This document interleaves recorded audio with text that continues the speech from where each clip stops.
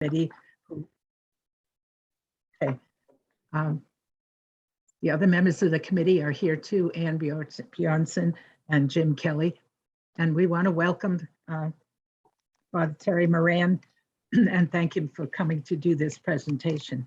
As you saw in the little introduction on the invitation, Terry has been involved in spiritual direction and retreat work, and he has been for many years, and and I know he's given both spiritual, plain spiritual, regular spiritual, and also ecological spiritual work.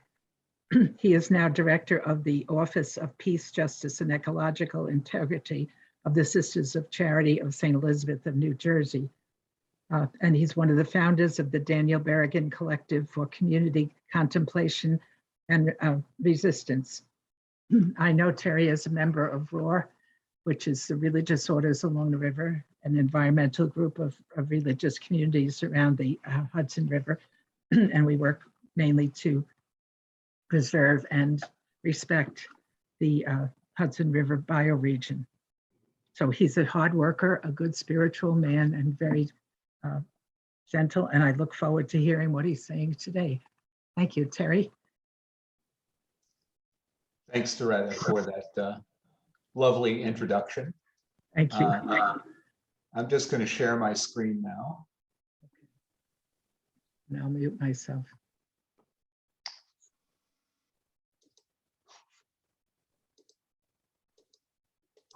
And it'd probably be good if everybody mutes themselves except Terry or whoever's speaking until we.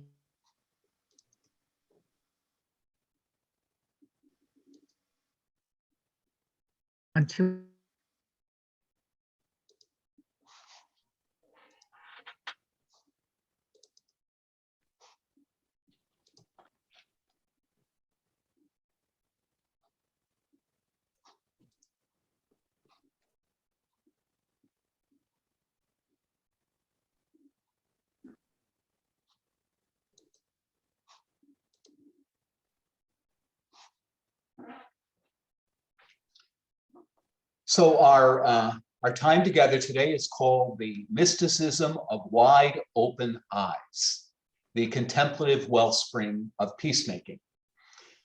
So I'd like to begin with a little time of prayer. They'll begin with a song, and then I'll invite us into a few minutes of contemplative gazing.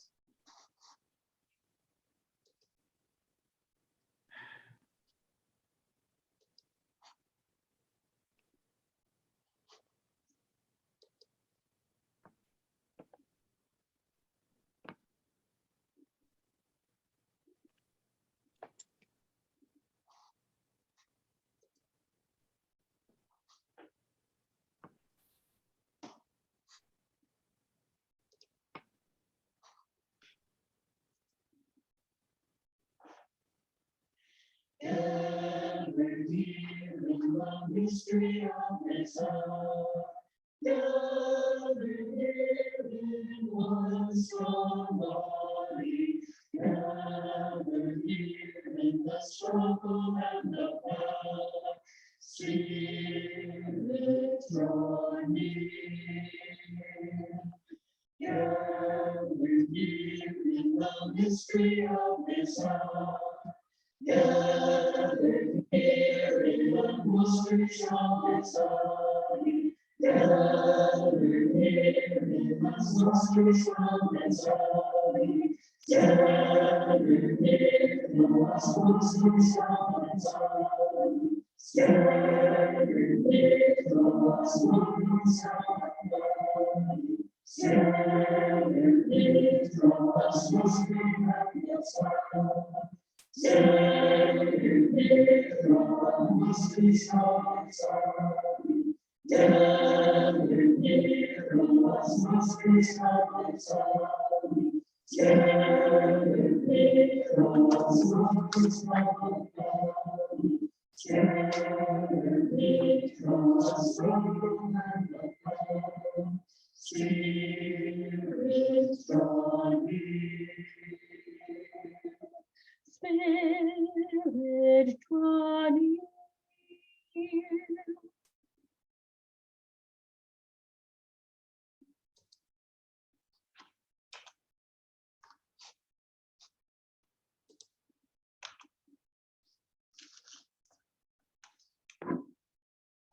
I invite you into a few minutes of contemplative gazing at this image.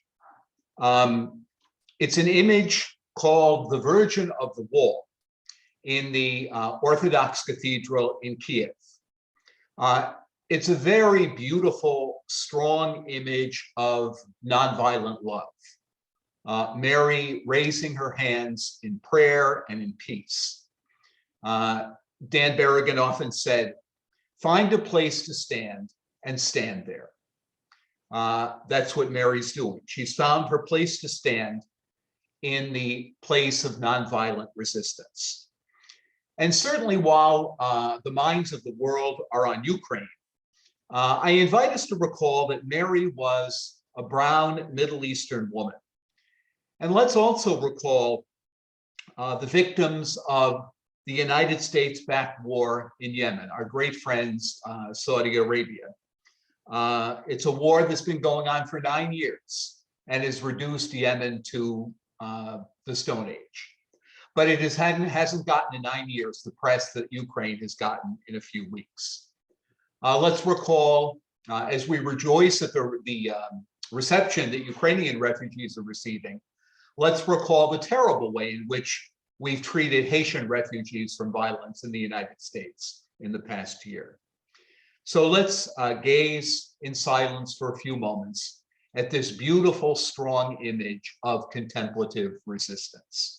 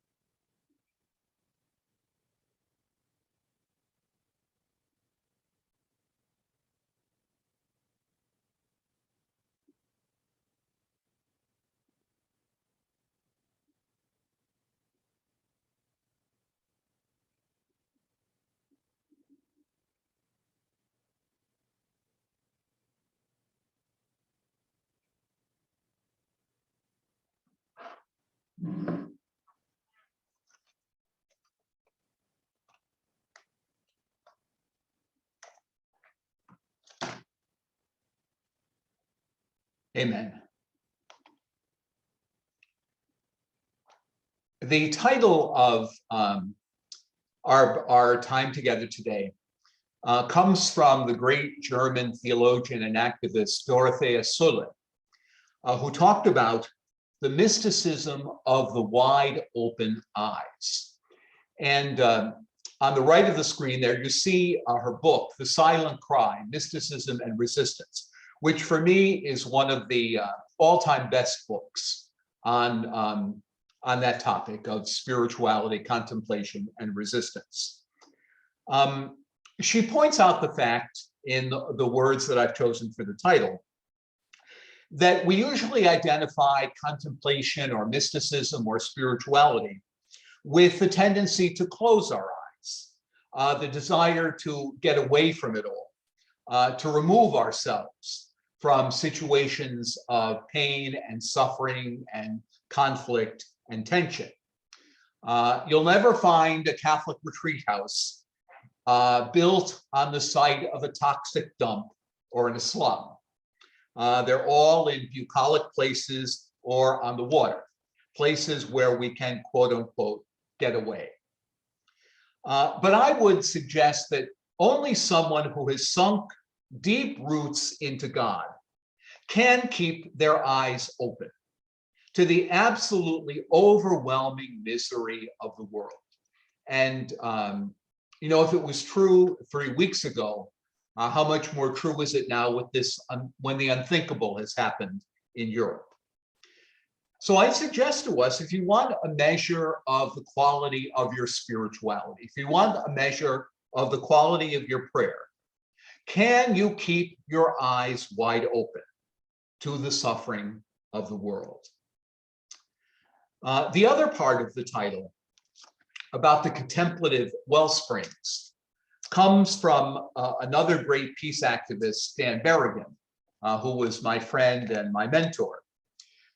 He was once at a peace meeting where people were brainstorming about all the kind of things we could do to work against war and inequality and ecological devastation and poverty and all of that. And Dan was quiet through the whole meeting, didn't add anything to the brainstorming. At the end, they asked him, you know, well, Dan, what do you think? And he said, I just think we need to release the contemplative springs within. Whatever the solution to the world's pain is, if it doesn't come from that contemplative spring, it's only going to mirror the problem that it hopes to solve.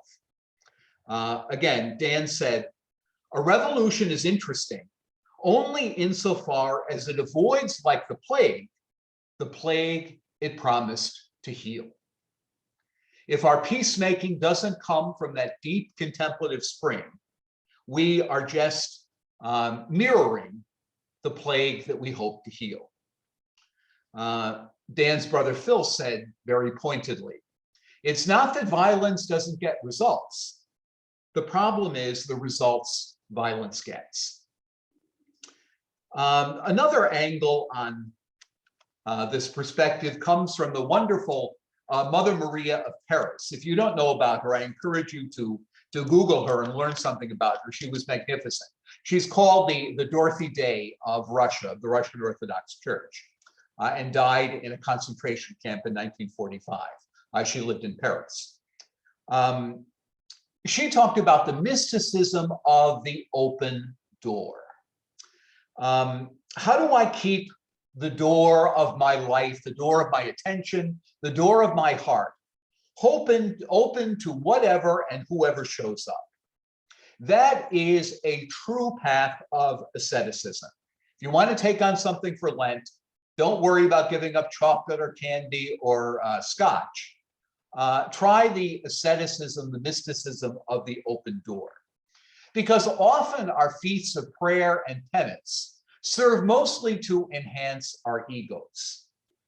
But nothing is more ego demolishing than to give myself to whatever and whoever shows up on a given day, to give myself to the mysticism of the open door. Another image that illustrates our theme, I think, that I love very much is the Buddhist figure of Kuan Yin. She's a female bodhisattva.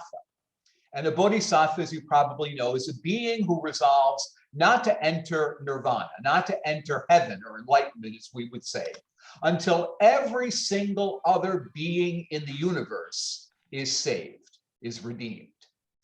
And a woman in California, Laura Fargus, wrote this beautiful reflection on Kuan Yin. And you'll notice the statue there. The typical Buddhist meditation pose is having your feet folded in the lotus position. But Kuan Yin has one of her legs raised because she's ready to leave meditation to respond to need. She's called by her Buddhist devotees, she who hears the cries of the world.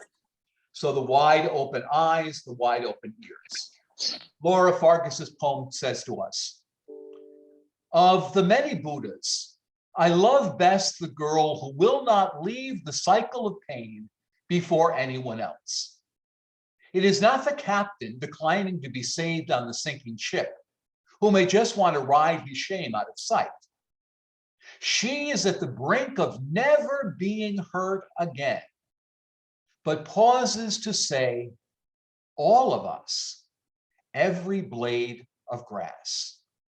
She chooses to live in the tumble of souls through time. Perhaps she sees spring in every country, talks quietly with farm women while helping to lay seed. Our hearts are a storm she trembles at. I picture her leaning on a tree or humming or joining a volleyball game on Santa Monica Beach. Her skin shines with sweat. The others may not know how to notice what she does to them. She is not a fish or a bee. It is not pity or thirst. She could go, but here she is. Beautiful, isn't it? To share another Buddhist image of a bodhisattva. This is, again, the bodhisattva who is about to enter enlightenment. He's about to have the end of it all. But he turns around and takes one last look over his shoulder to make sure that nobody has been left behind. The contemplation, the mysticism of the wide open eye, of the backward glance over the shoulder so that no one will be left behind. So today I'd like to explore with you mysticism as a source for resistance. Investigate the mostly Christian mystical tradition as that wellspring of contemplative water, of contemplative energy, without which not only will our efforts burn us out, our efforts will ultimately be ineffective or less effective than they can be. And I'm going to turn for a definition of mysticism to, I think, the best contemporary definition I've ever seen. And that's from the Appalachian People's Pastoral from the Catholic Committee of Appalachia from 2015, called The Telling Takes Us Home, Taking Our Place in the Stories That Shape Us. You can find it online at the website of the Catholic Committee of Appalachia. It's one of the most profound pieces of theology ever produced in the United States. You probably know that there were two earlier Appalachian pastorals, and they were both initiated by the bishops of Appalachia. Well, the church has changed, bishops have changed, and bishops have very minimal interest in consulting the faithful anymore. So the Appalachian Catholic Committee took up the task and conducted this incredibly wide and deep listening process with the people of Appalachia. And this pastoral letter is what they come up with. It was mainly written by a wonderful man named Michael Iafrate, who died very young at the age of 44 last year, May 12th, of leukemia. Really a tragic passing of a wonderful person. So keep Michael in your prayers and his family, his wife and his young children, as we listen to these words that he wrote. Our survival on this planet and in the places we call home depends on our ability to become attuned to the mystery at the heart of creation. That is, to become mystics. Now, pay attention that this is not coming from somebody in an airy-fairy cloister. This is coming from people of one of the poorest sections of the United States. Mystics are not a special group of people within this or that religion, nor is mysticism concerned only with otherworldliness. Mystics are simply people of the Spirit, whose love of God flows outward in deep sensitivity into love of the world and an awareness of its suffering. We are called to a mystical awareness that the whole universe is charged with the presence of the Spirit, and that all things are interconnected as one community of creation. For mystics in tune with the sacredness of earth, destruction of creation is not merely an ecological problem or a moral issue, but a sacramental sin, a sin against the very presence of God. For today's mystics, the pollution of a river and of the water that is the source of life is an act of desecration no less severe than pouring poison in the Eucharistic chalice. I knew a Canadian Jesuit, Jim Prophet, who was at their retreat house in Guelph, who also died terribly young. But Jim, on ecological retreats that he would give, would walk up to the altar at the penitential rite with a garbage pail and dump the contents of the garbage pail on the altar. And people would gasp in horror. I wouldn't say I would be as brave enough as Jim to attempt this. But it tells us something, as this passage points out, that people gasp in horror at garbage being poured on the altar. But they don't gasp in horror when they pass a scene like this in their car every day. And that's exactly the problem with our contemplation, with our mysticism. It's completely often divorced from the real source of what is sacred and what desecration really means. Although mysticism involves a wide, inclusive view of creation, mysticism happens in local places and is rooted in the spirituality of the people. Appalachian religion and culture are grounded by an earthy spirituality, with a deep sense of the sacredness of the land and specific places, of particular mountains and rivers. Probably the most famous figure of Christian quote-unquote mysticism in modern times is the Italian Padre Pio. He is wildly popular in Italy. His tomb in San Giovanni Rotondo is the largest pilgrimage site in Italy and the second largest in Europe, second only to Lourdes. Isn't that amazing? More people go there than to St. Peter's itself. And so Padre Pio, had supposedly the stigmata, the wounds of Christ on his hands and his feet and his side for most of his life. And that gained the fascination of many people all over the world. Well, the Appalachian Pastoral invites us to look at a different kind of stigmata. It says, even as the empire of coal is falling, the practice of mountaintop removal continues to satiate our consumption habits. We must name these wounds an earthly stigmata as the crucifixion of the very body of God and as the ultimate sacrament of spiritual death and our estrangement from nature, God, and each other. Again, I would allege it's indicative of much more of a mystical consciousness to look with profound horror at this scene of mountaintop removal than it is to look with morbid fascination at the stigmata of Padre Pio. I'd like to offer for your further reflection a magnificent process that the Sisters of Mercy are going through at this point.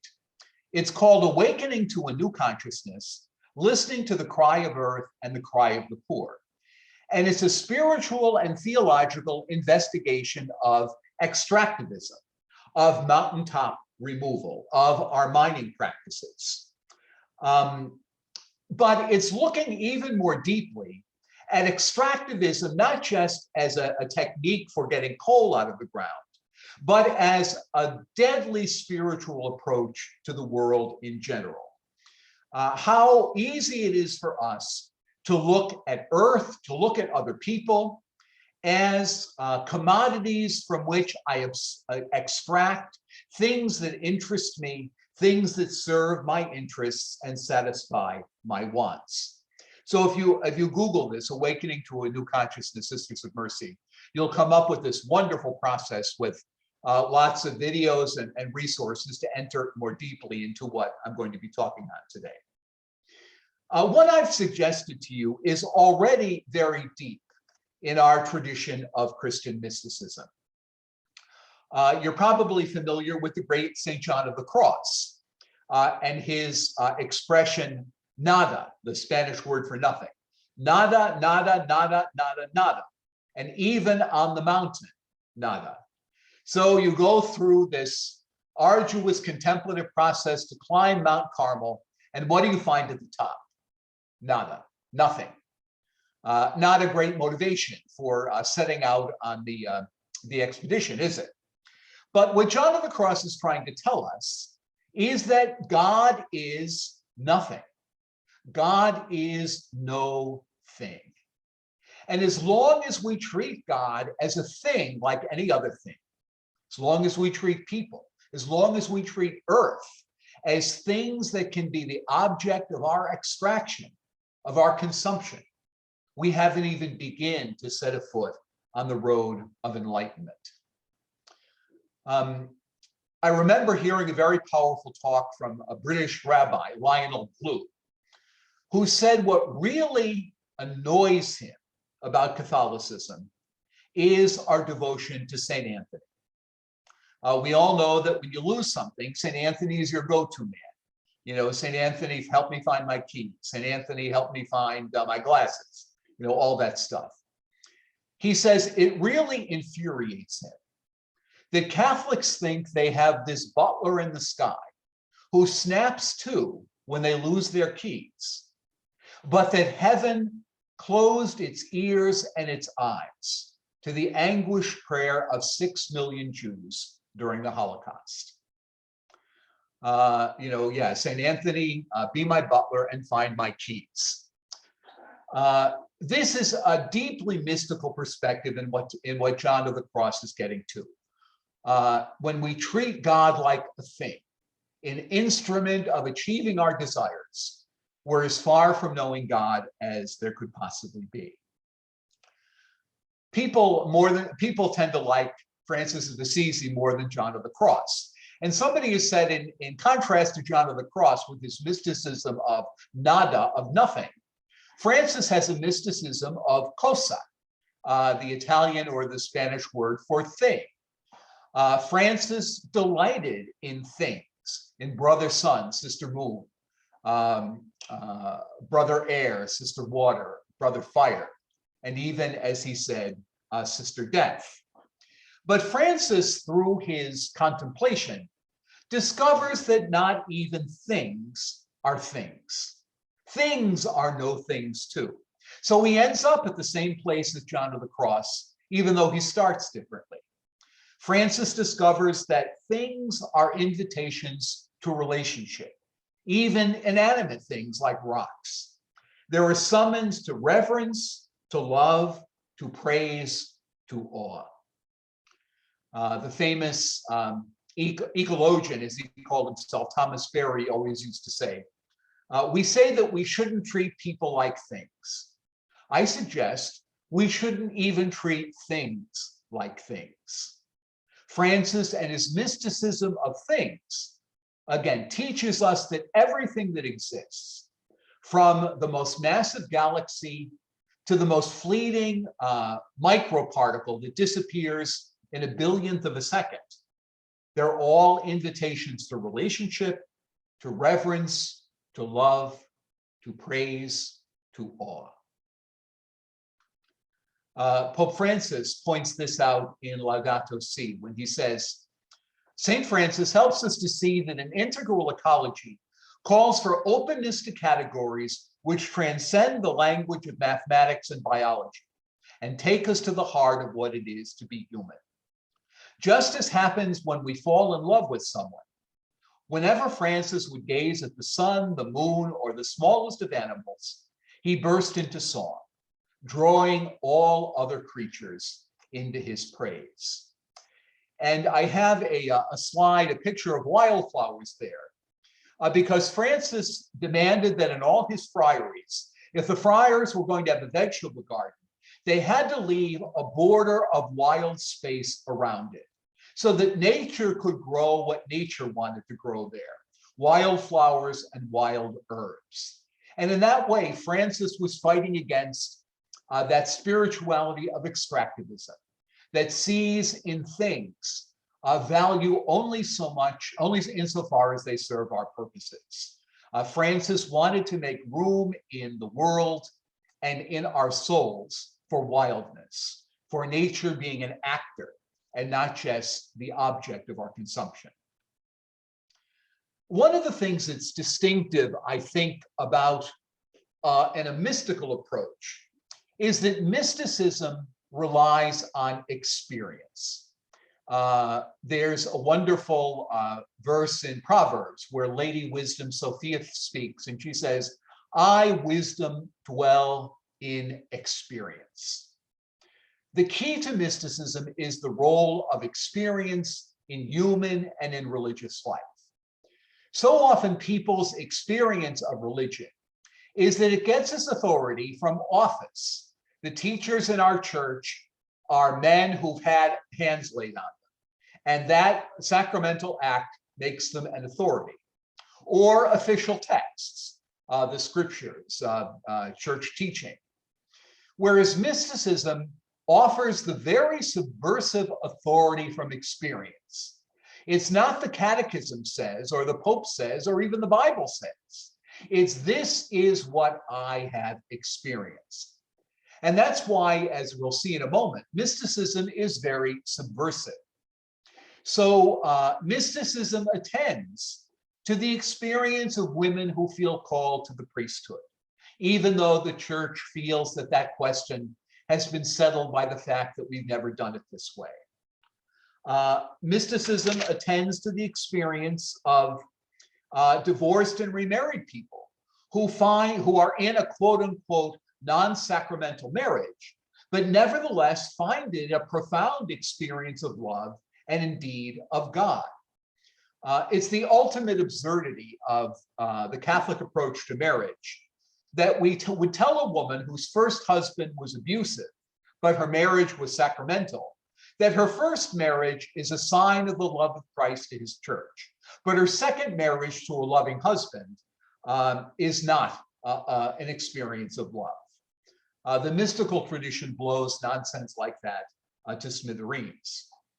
The mystical tradition calls us to attend to the experience of LGBTQA+ people who experience their love as a source of life and holiness, and indeed of God.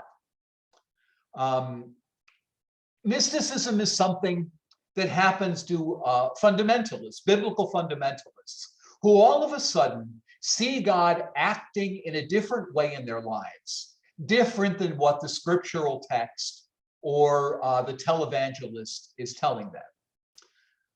Mysticism is active in the woman religious, for whom the universe story is far more revelative of God's presence and God's actions than what she experiences in the average parish church on Sunday Mass.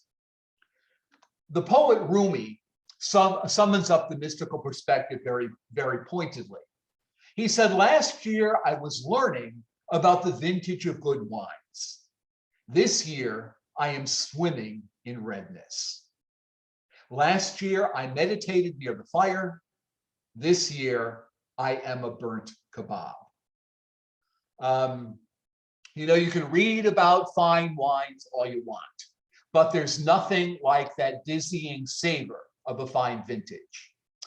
It's nice and cozy and warm to sit in your easy chair reading about the mystical fire. But it's another thing altogether to throw yourself into that fire and end up the burnt kebab.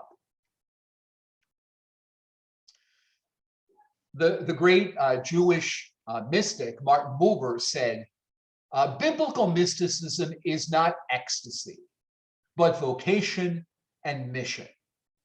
In the Bible, experiences of God always send people not into altered states, but into vocation and mission, into service. A beautiful example of that I think all of us here have experienced comes from Ada Maria Zazi Diaz, who was a Hispanic feminist theologian, a mujerista theologian, as she called it, who taught just up the road from where I am now at Drew University.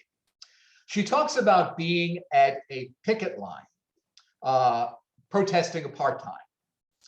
The summer sun, she says, did not warm me. It was the shining sun. It was a winter day in Washington, D.C., and I was one of about 50 people walking in a picket line outside of the Saudi Arabian embassy, protesting against apartheid. Little by little, I felt an immense peace, sense of peace coming over me.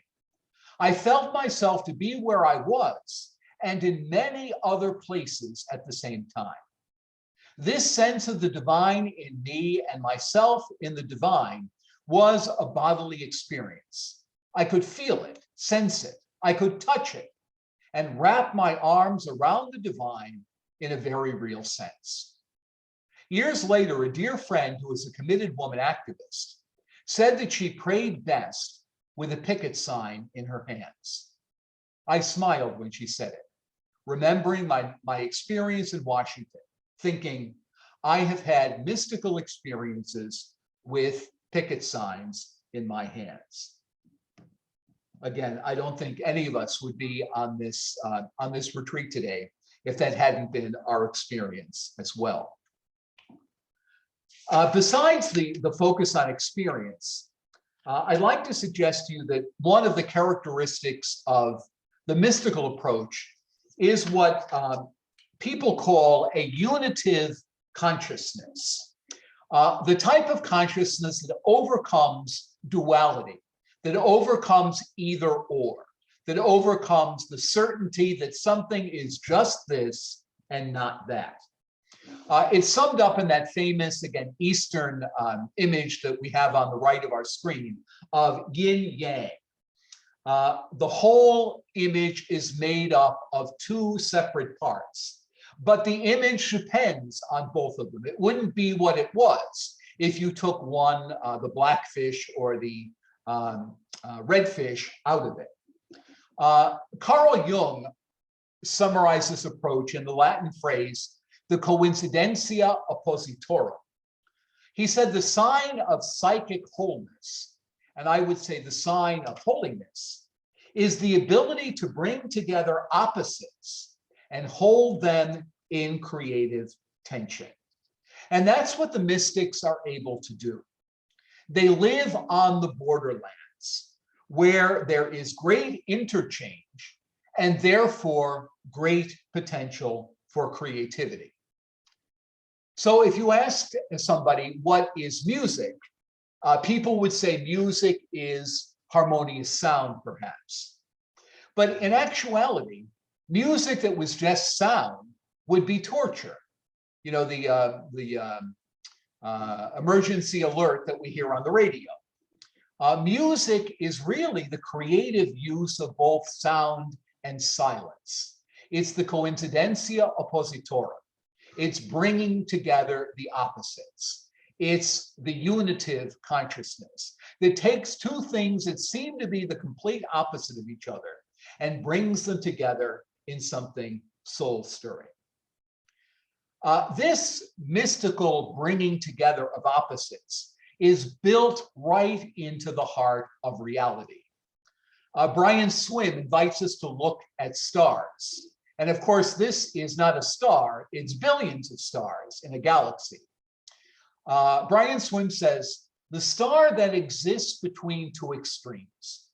On one side, there is gravitational collapse. On the other, there is thermonuclear explosion and outward pressure. Thus, the star exists not in a world of stasis, but in a realm of seething disequilibrium. Stars are fiery cauldrons of transformation. Stars are wombs of creativity. The essence of the universe story is this. The stars are our ancestors. Out of them, everything comes forth. So everything comes forth, not out of stasis, but out of bringing opposites together, out of the fiery cauldron of transformation. Again, Rumi says, out beyond our ideas of right and wrongdoing, there is a field. I'll meet you there. That's why the mystics of all traditions seem to be so startlingly similar. If you looked at the life on the ground of Rumi, a devout Muslim, and of John of the Cross, a Carmelite Catholic priest, they could not seem to be more opposite. But if you read John of the Cross and you read Rumi, you see their words are virtually identical. They're talking about the same thing. They've gone to that field beyond Catholic and Muslim, beyond I'm right and you're wrong, to that mystical place of encounter and of meeting. I'd like to suggest to you, for example, this image of Our Lady of Guadalupe is reflective of a mystical experience that is at the heart of evangelization of the Americas, starting with the apparition of Our Lady of Guadalupe in Mexico City in 1531. It's an example of how a mystical experience transformed a culture. And when you think about it, it's a mystical experience that started Christianity. It was not the mere fact that Jesus rose from the dead. It was the fact that his followers experienced him in their lives as risen from the dead. They experienced their lives as mystically resurrected. And because of that, we are here professing the gospel of Jesus today. Mary at Guadalupe appears as a figure of that bringing together of opposites. She's a young mestiza, a mixed race woman. Her features are neither indigenous nor Spanish. They are a mixture of both, the mixture of that encounter of cultures. An encounter that by the Spanish was an encounter of violence and destruction. And Mary invites, with that the sun rays flowing from her being, invites us to see that the encounter of opposites can be peaceful and healing and creative. You know, when Mary appeared to the Indian Juan Diego, he said to her, basically, what in the world is going on and why are you talking to me? He said, why don't you go to one of our valuable nobles, a well-known person, one who is esteemed and respected, to take your word? He said, I am a campesino, a piece of rope, a small ladder. I am a leaf. They order me around. They lead me by force. Just to shed a little light on what he's saying, when he calls himself a leaf, if any of you were ever in Girl Scouts or Boy Scouts and went camping in the woods, often what we had to use for toilet paper was leaves. What Juan Diego is saying, his self-image as a vanquished person, is I feel like a piece of, pardon my language, shitty toilet paper. That's what his self-image is. And Mary, by her mystical encounter with him, empowers him to talk to a bishop, to talk to the conquering nation, face to face as an equal. Her mystical encounter transforms him. Juan Diego said, her words were exceedingly recreative, very ennobling, alluring, and producing love. If you want to know the mystical experience of God in your life, what does that for you? What words and thoughts recreate you, ennoble you, allure you, and produce love in you? That is your mystical experience of the holy. And anything else is not the word of God. If it produces the impression in you, as the friars and the bishop in Mexico City did, that you are a piece of shitty toilet paper, that is not the word of God, even if the person pronouncing that word is an encyclical or a pope or a bishop. I love this series of paintings by a Chicana artist, Yolanda Lopez, which she calls the Guadalupe series. She takes images of Our Lady of Guadalupe and transforms ordinary Mexican women in those images. So you see a young, vibrant Mexican woman, a jogger with sneakers on her feet, wearing the cloak of Guadalupe around her shoulders and the same rays of sun around surrounding her.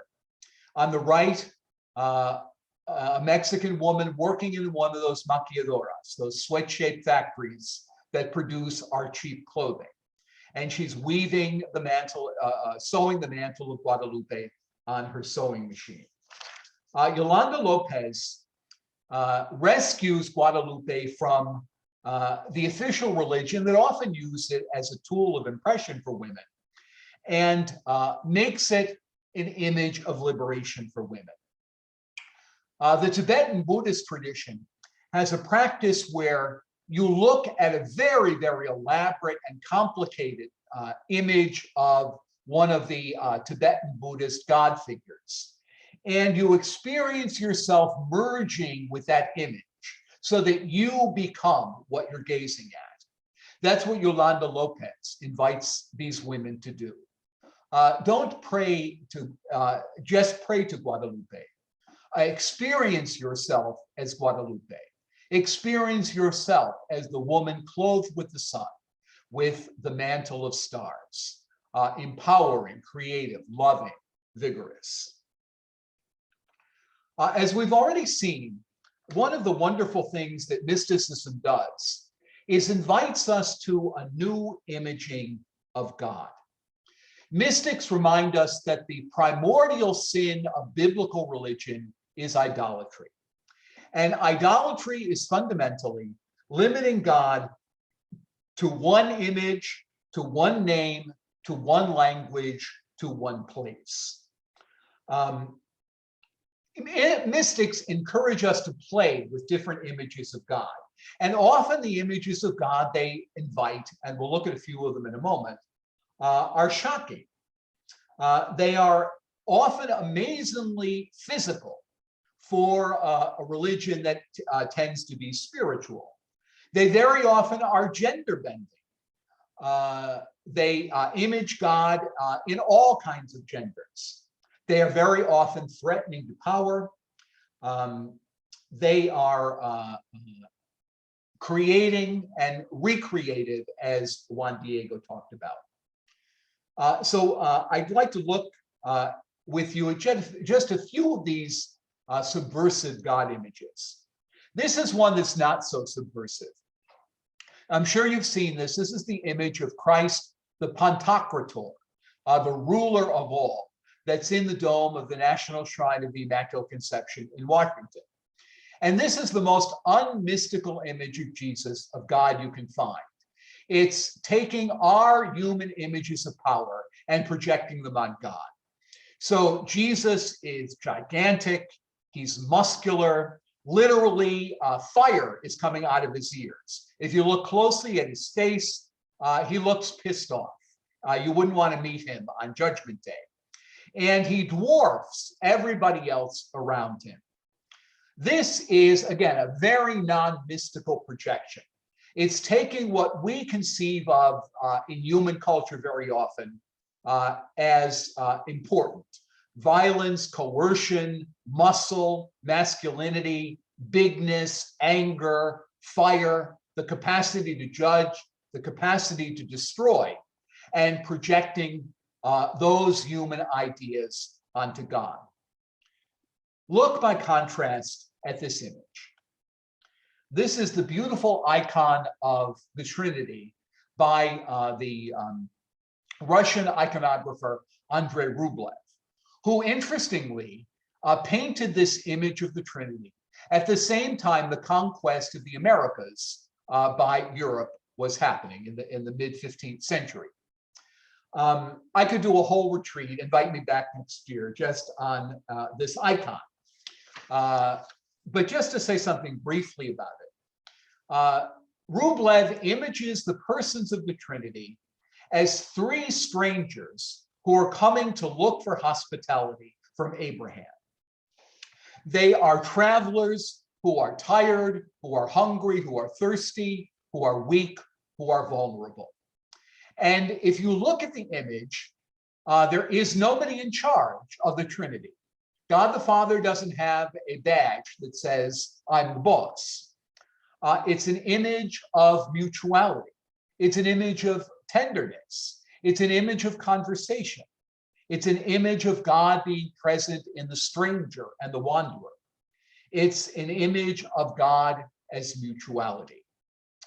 How different our religious practice would be if this was given to us as our prime image of God, and not the image of God as Arnold Schwarzenegger that we see in the Pantocrator.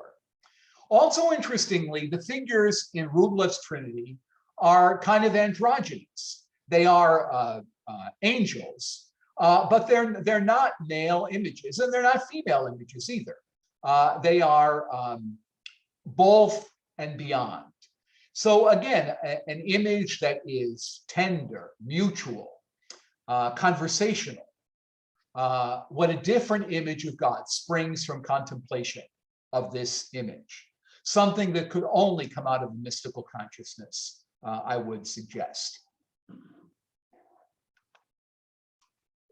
A beautiful iconographer named Lewis Williams took the images of Rublev's icon and did another icon based on it. And this again is indicative of that us becoming what we contemplate. Instead of the persons of the Trinity in this icon, he places three figures. In the center is a man named Tom Fox, who was a member of the Christian peacemakers teams, and he was present in Iraq and was kidnapped, held as a prisoner for a while, and murdered on March 9th, 2006. Tom Fox was a Quaker, but 2 nights before his kidnapping, he was inspired to celebrate the Eucharist with the other members of his peacemaker team, something that he had never done before. The figure to the left is, Tom Fox is occupying the place of God the Father. The place of Jesus is occupied by a 59-year-old Dubliner, a woman named Margaret Hassan, who married an Iraqi Muslim and moved to Iraq. And she lived there for 30 years through the Iraq War and the 42 days of the American bombing of the Gulf War. She served as the head of CARE International in Iraq when she also, in October of 2004, was kidnapped and likely shot to death. Her body was never recovered. So again, she became the peace that we contemplate in that Rublev's icon. On the right, in the place of the Holy Spirit, is a 65-year-old Italian Consolata sister named Leonella Scorbatti. She was worked for 36 years in a hospital in Somalia. And leaving her hospital on September 17th in 2006, occupied by her Muslim bodyguard, a father of 4, she was shot to death outside her hospital. And this was in retaliation. You remember when Pope Benedict very stupidly quoted a medieval writer saying that Islam had brought nothing but violence to the world, and there were violent reactions to that all over the Muslim world. Well, this is what promoted the killing of Sister Leonella. as she was dying on the curb in front of the hospital, in front of this place where she had devoted her life to healing, she died with the words, I forgive, on her lips. In the background, on the left, you see the charred remains of the Twin Towers on 9/11. On the right, you see the remains of the Al-Aymaya shelter in Baghdad in 1991, where we incinerated 408 civilians. The heat was so massive that it left the handprints emblazoned on the wall of the shelter where these people were incinerated. So those images of violence and the peacemakers sitting at the table of the Trinity, becoming in their flesh and blood the peace of God. This is an image of the Last Supper by an Australian woman named Margaret Ackland. And you know, it's not like Da Vinci's Last Supper where it's a bunch of men all lined up very orderly. It's a very chaotic Passover supper. Hold on a minute, don't talk, please. Of men, women, and children. And the only one whose face you don't see is Jesus's. But you see what Jesus sees. He's looking across the table at a woman who is breastfeeding. The image suggests in a mystical way that Jesus got his idea from the Eucharist from breastfeeding, because breastfeeding is the only experience we have of one human being nourishing another on her own flesh and blood. So what else could Jesus have had in mind when he celebrated the Eucharist than seeing women saying to a child, take and eat. This is my flesh. This is my blood. Again, a marvelous image, which is very subversive to the traditional ideas we often have of the Eucharist. I'll look at one more image and then we'll go to our breakout sessions. This is an image of the Cosmic Christ by a wonderful priest artist in Connecticut who died a year or two ago, John Giuliani. And notice he has the body of the risen Jesus superimposed on the landscape of Earth. So the halo is a rainbow, the clouds behind him, mountains, the grazing buffalo, his feet sunk into a swamp, the bread and wheat of the Eucharist emerging from his gut, his entrails, which in the biblical tradition are the heart of the person. So John Giuliani postulates that the risen body of Jesus is the universe. And when we touch anything in the universe, we touch the risen body of Jesus. The Holy Communion is not just the sacramental bread and wine. Every breath, every bite of food, every interaction with the created universe is to touch the risen body of Jesus, is to eat his flesh and drink his blood.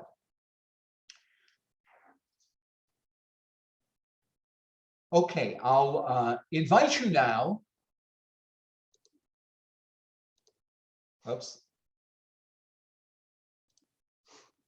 I don't know how to make myself visible again. Can you see me? We can see you. Okay, I can't see you. That's the problem. Okay. Okay, I'm all right now. So our tech wizard will break us up now into small groups for some sharing. And I just invite you to share anything that's stirring in your heart, your mind, your spirit on what we've shared about so far. What in what you've heard sparks your mystical consciousness?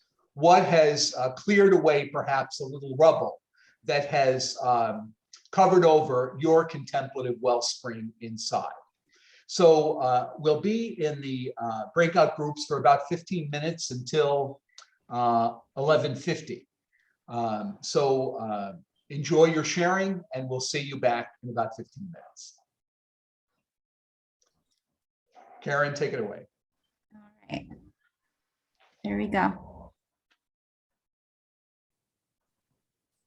So it's going to pop up on each of your screens and allow you to join.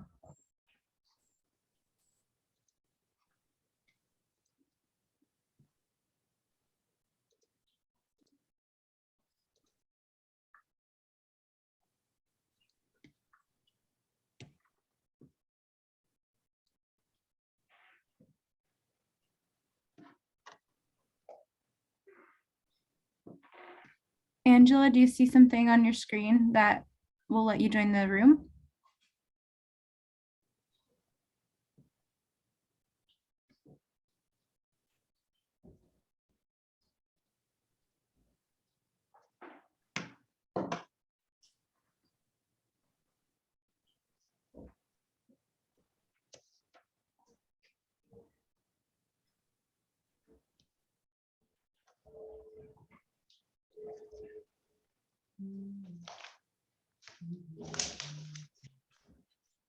Angela, can you hear me? Because we're not hearing.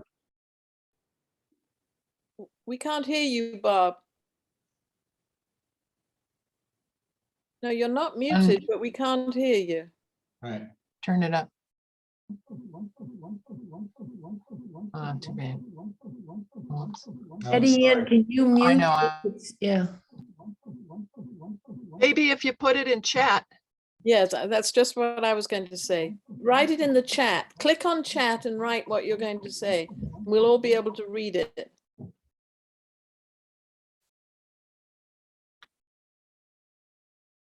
Yeah, my audio sometimes goes wacky. I have to sign out and sign back in. Luckily, that didn't happen today to me. I just want to share a quick story. I'm one of 7 children. My baby sister was born with Down syndrome and so had to be bottle fed because it took a while for her to figure out how to latch on. And I'm the 5th child, and my brother, just older than me, he had some childhood disease, which I can't remember the name of right now, but my mom's milk dried up. So I was bottle fed. And then when Reggie was born, she was able to use the bottles, and because for Reggie, she used it at least till she was 2 or 3, because it was better for her. And when I was a teenager, people were talking about breastfeeding versus bottle feeding. And my mother was never very good about talking about personal things like that. So I said, well, I was bottle fed. I assumed everybody else was. And Mom said, no, actually, you were the first one that I had to bottle feed. And she was so apologetic because she felt like she'd been able to feed all the other kids and she couldn't feed me. And Papa enjoyed it because he got to bottle feed me. Whereas of course before he couldn't participate in that. So that was a special bond that my parents had with me that they didn't have with anybody but my baby sister. So it turned out from this discussion of something that I thought would just embarrass my mother to something that revolutionized the way I thought of my parents. And these images are just as revolutionary to me. So thank you very much. Thanks, Margaret. And thanks to all of you for that beautiful sharing. So we'll take a little bathroom break now. Is 10 minutes okay? So we'll come back at 12:15 to listen to me yell some more. Then we'll have some more sharing and a closing prayer. So see you in a few minutes.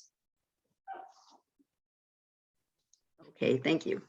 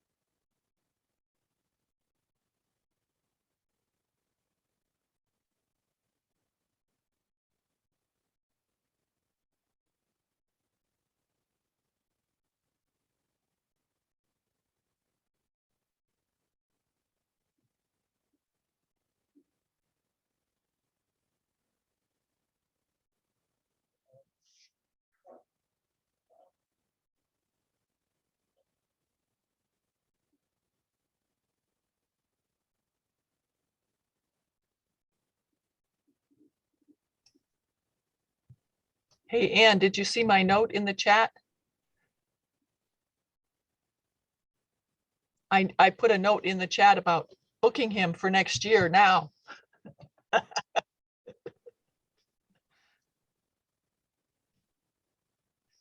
Yeah, you're still on mute. Okay.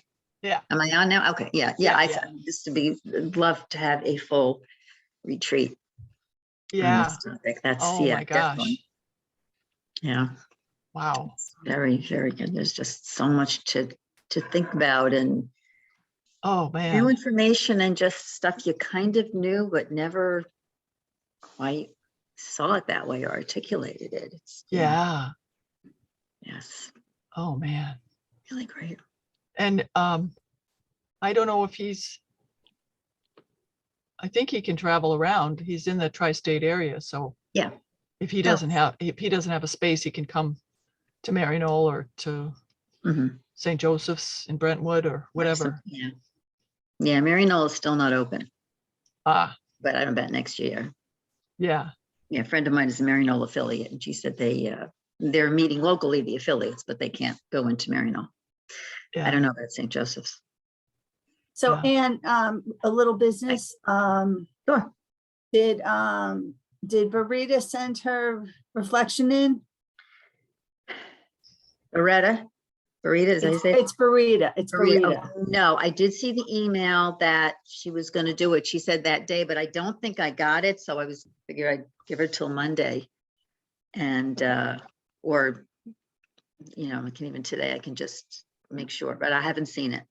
And what about the guys from Thrive for Life? I have not seen theirs either.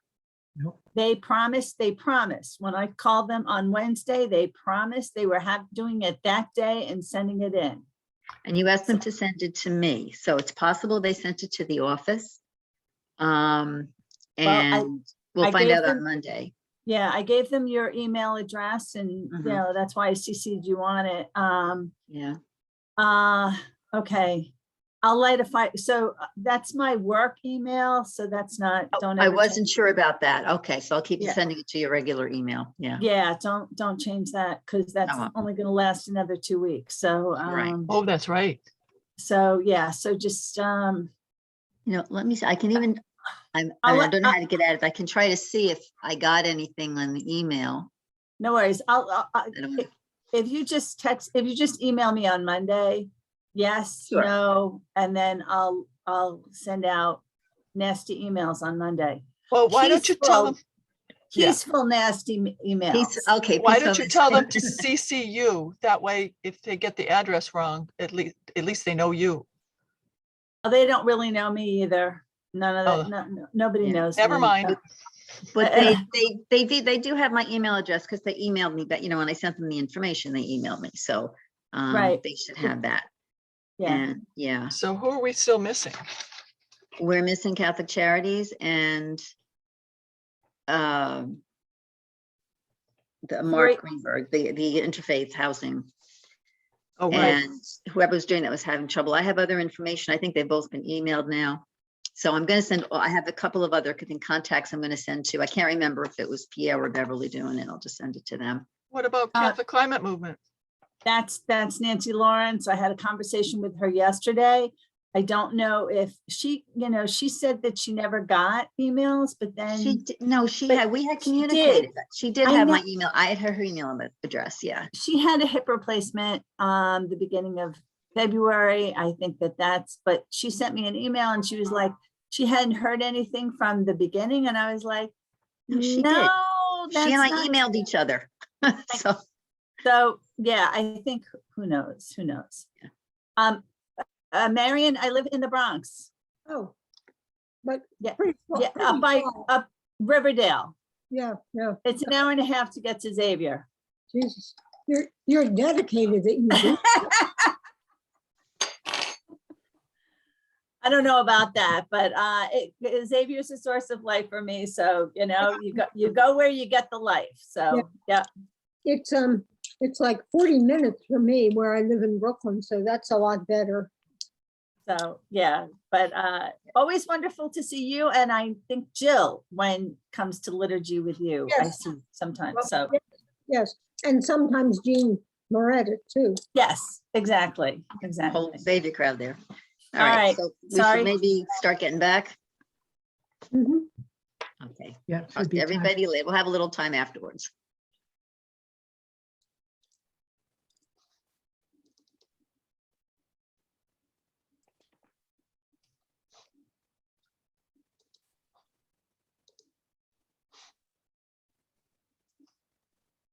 Okay, shall we get rolling again? I'd like to, I noticed somebody asked in the chat if you could have a copy of the slides. So I'd be happy to, and I'll send them to who? Doretta?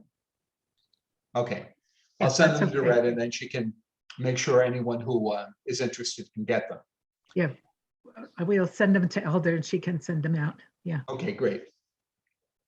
I'd like to look a bit at the mystics as map makers, because it's helpful for us who are setting out or wherever we are on this mystic journey to hear the experiences of those who have gone before. And we're all familiar with some of these.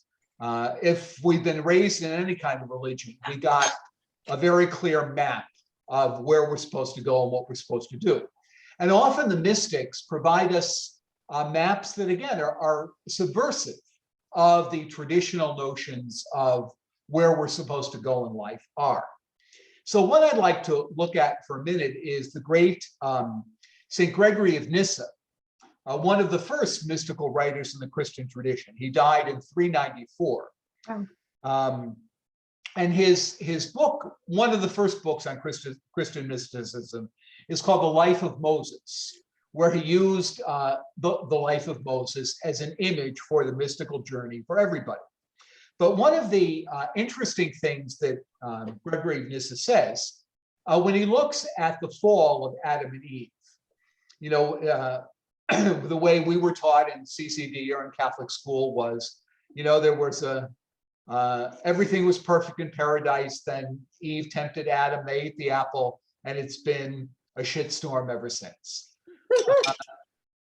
Gregory of Nyssa has a very different interpretation. He says that the fall was a positive thing because before the fall, Adam and Eve were in a state of static perfection. There was no change, there was no growth. The fall released us for what he calls theosis, the process of being transformed into God. And since God is not static, God is dynamic, Gregory of Nyssa said, that Adam and Eve couldn't be transformed into God before the fall. So paradoxically, the fall out of perfection was a great grace for human beings. This is very countercultural then and now, because it identifies perfection not with staying the same, but with constant change, with constant growth. And I think that's been true to the experience of most of us. Interestingly, this also led Gregory of Nyssa to a critique of slavery, which was very unusual in the 4th century. Gregory said, God said, let us make humans in our own image and likeness. If the human is in the likeness of God and rules the whole earth and has been granted authority over everything on earth from God, who is the buyer, tell me? Who is the seller? To God alone belongs this power, or rather not even to God himself. For his gracious gifts are irrevocable. God would not therefore reduce the human race to slavery, since he himself, when we had been enslaved to sin, spontaneously recalled us to freedom. But if God does not enslave what is free, who is he that sets up his own power above God? So again, the subversive power of mysticism, that how often forces that enslave have used the scripture as God backing up our human power. Whereas Gregory of Nyssa, out of his mystical experience, says that to God alone belongs this power, or rather, not even to God himself. God doesn't enslave anybody. How could any human dare to arrogate to himself, and it was usually him, a power that not even God claims? We're all familiar with the image of the spiritual life as a ladder. And this is kind of a nice image because you've got the angels who are cheering, who are being helpful on the side. And then you've got the devils on the other side who are dragging people down. And the angels are kind of rooting for us. This image of the step ladder has been very influential in Christianity, or the climbing the mountain. But it gave us the idea that the mystical journey was one orderly step after another. And please raise your hand if your life has been one orderly step after another. It hasn't worked like that. I like much more the image that Teresa of Avila gives us. And it's interesting that women introduce these images, where she talks about the spiritual life in the interior castle. She talks about it being this gigantic orb, and the orb is filled with rooms, and we spend our lives wandering from room to room. So going forward and going backward are not so apparent, and indeed not really relevant, because you're always moving within this orb. And measuring whether you're progressing or regressing is usually not helpful. And Teresa of Avila, you'll be happy to know, if any of you are fans of soap operas or sitcoms or romances, she got this image from romance novels that she read as a kid. In these romance novels, the hero or the heroine are always on the move and always meeting these tests that they have to vanquish before they can keep moving on. And Teresa has, meeting these scary beasts and things like that, frogs and snakes, as you move from room to room. And this is an image she got from romance novels. John of the Cross very much liked this movement of climbing. And at the top of the mountain, as we talked about before, he says, there's nothing, there's no thing. Very often, female mystics use rather the image of the spiral rather than the climbing the ladder. An image that's so beautiful in nature as we see in this spiral shell. And it's an image that humanity got from watching the cycle of the moon, as the moon spirals through the sky in its monthly seasons and in its yearly seasons. And because the cycles of the moon were also linked to the women's menstrual cycle, this became a very important feminine symbol for movement and change in life. I like the spiral. I also like the labyrinth.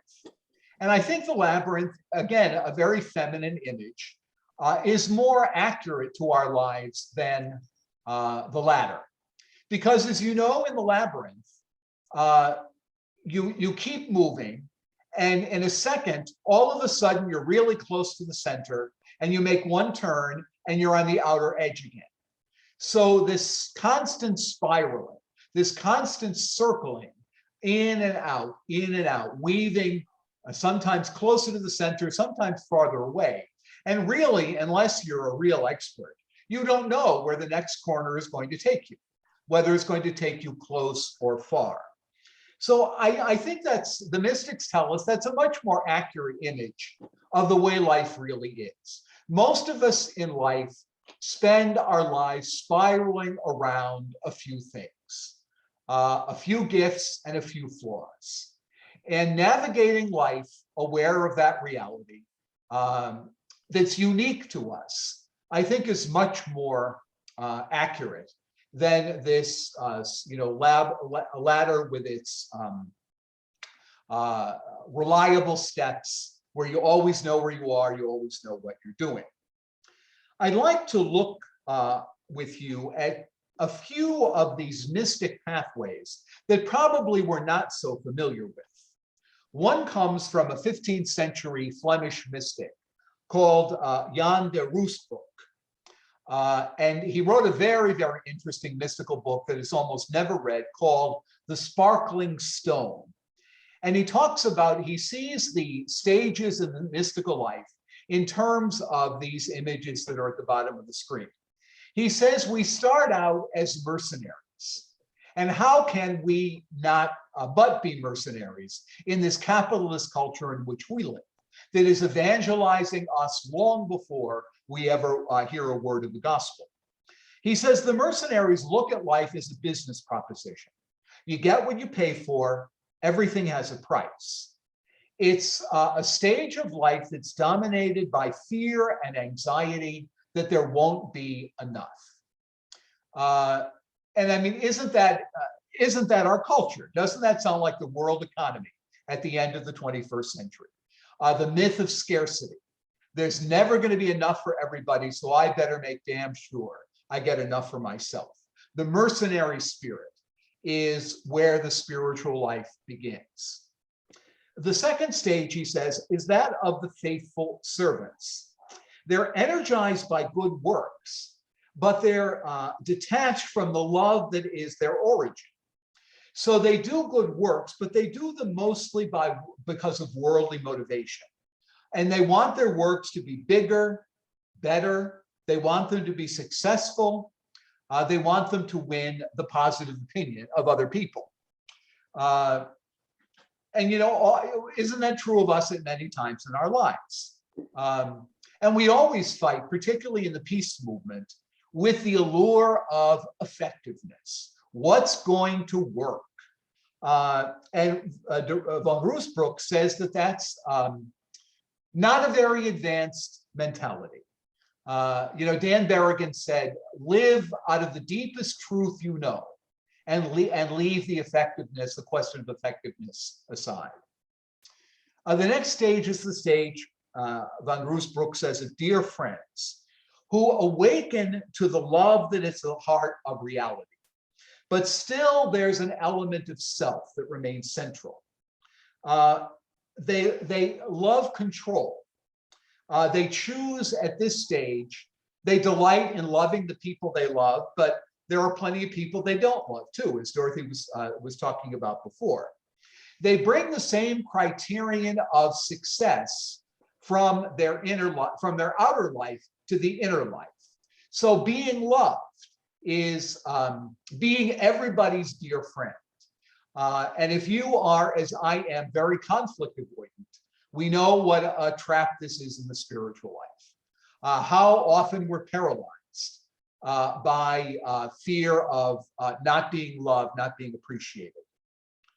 The next stage, he says, is the hidden sons and daughters.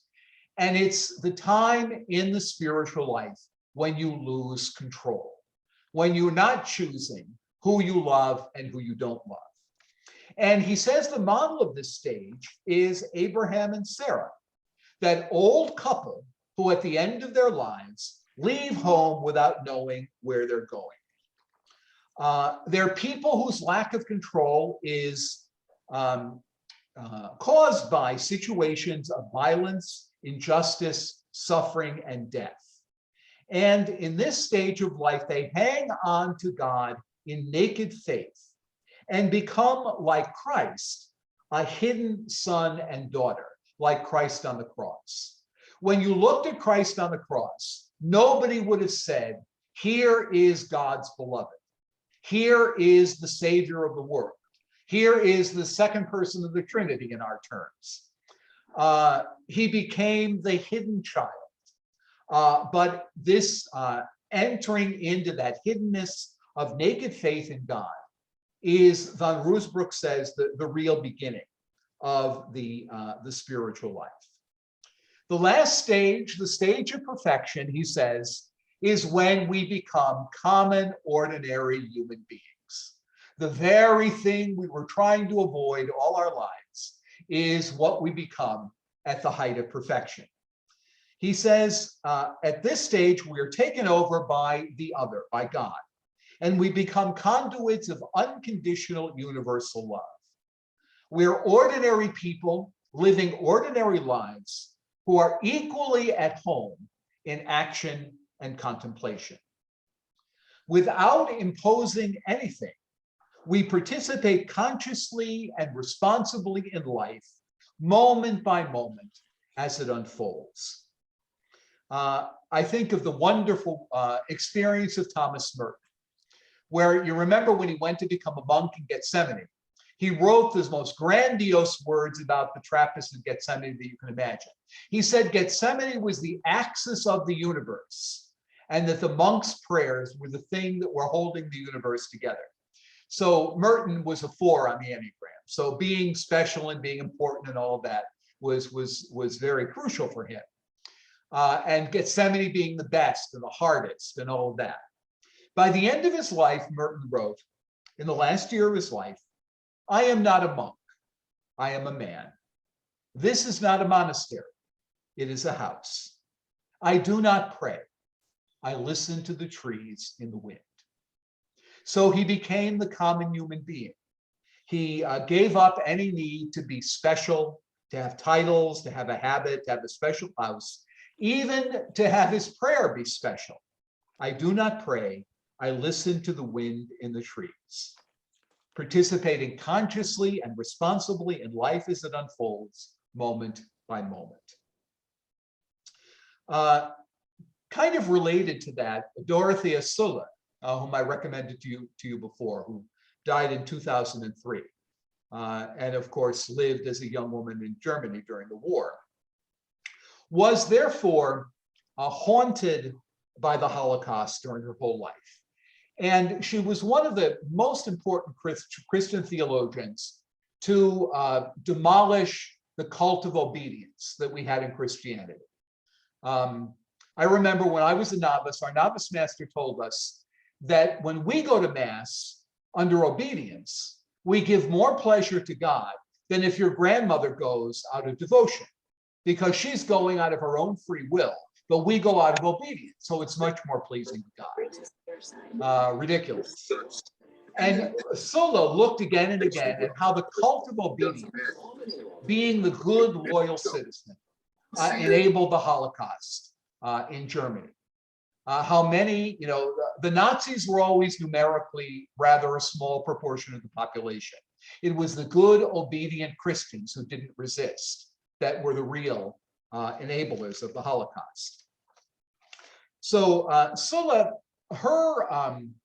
all the traditional paths of spirituality begin with the way of purgation. That in the beginning, it's very hard, and you've got to do a lot of penance and break your will and be obedient and all of that. Sulla says it's not the via purgativa, the purgative way, that begins the spiritual life. She says it's the via positiva that is characterized by radical amazement, by happiness, by the rose. Its symbol is the rose that exists just for beauty. It's a stage that is characteristic by praise. The poet Rilke, in one of his poems, says, "Being here is magnificent." I, often have given prayer workshops on prayer in parishes, and I ask people, what's their experience of prayer like? And people always say it's terrible. I fall asleep, I get distracted. Nobody looks upon prayer with great delight. And then I ask them, have you ever had an experience in your life where you were swept away by something so beautiful and so amazing that you were just in another world? And everybody has had those. Particularly parents talk about the birth of children, and particularly your first child, to hold that life in your arms. People when they go to the Grand Canyon or some other natural beauty. nobody is distracted at the Grand Canyon. Nobody is distracted when, or tempted to fall asleep when you hold your baby for the first time. So I would suggest that getting in touch with those experiences of radical amazement tell us much more about God and tell us much more about the mystical path than all of our struggles to stay awake in our formal periods of prayer. Prayer is an attempt to get back to this, what the Zen tradition calls the beginner's mind.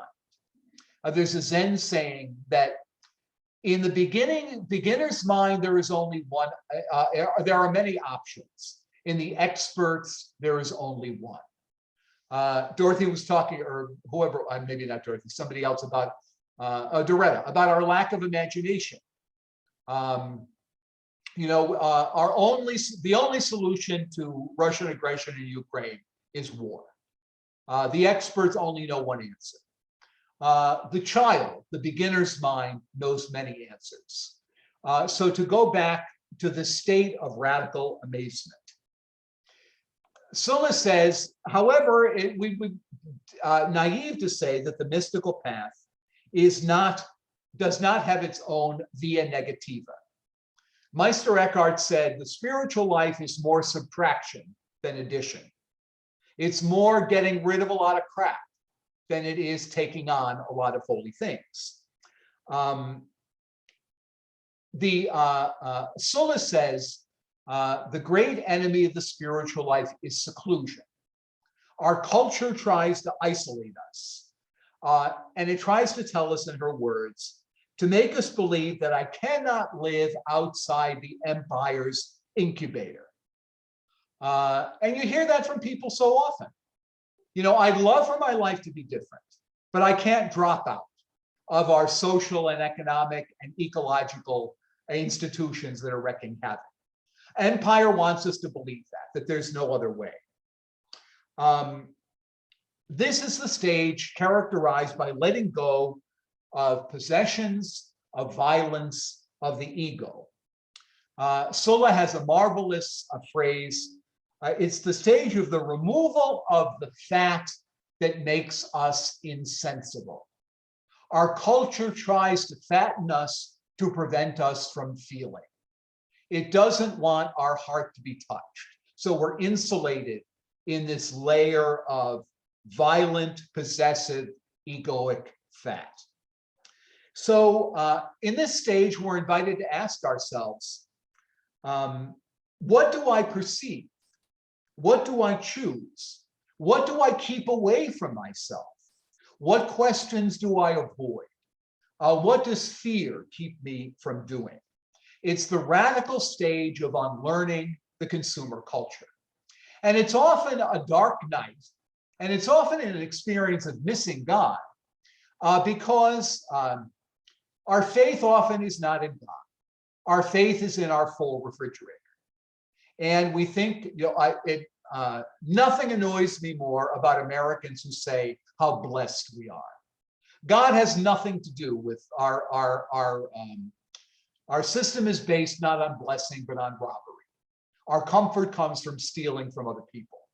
And so in this stage, when you've identified God with the American way, you're going to feel that God has died for you. And that God has died, and that God has to die. Sulla says this is followed by the via transformativa, the transformative way. The way that leads, as we were talking about before, to changing the world. She calls this stage a stage of a healing that is also a resistance. All of us want to be healed, but if the illness is our culture, none of us are going to be healed until we're in a state of resistance. So the things that we look to for healing are often things that are just compounding the disease. She says the symbol of this stage is the rainbow, a sign of nature that doesn't perish, but cycles. And you can't grab on a rainbow. You can't possess a rainbow.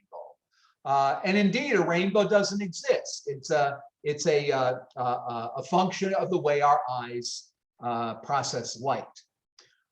So it's the stage in our lives where compassion and justice become our deep motivation.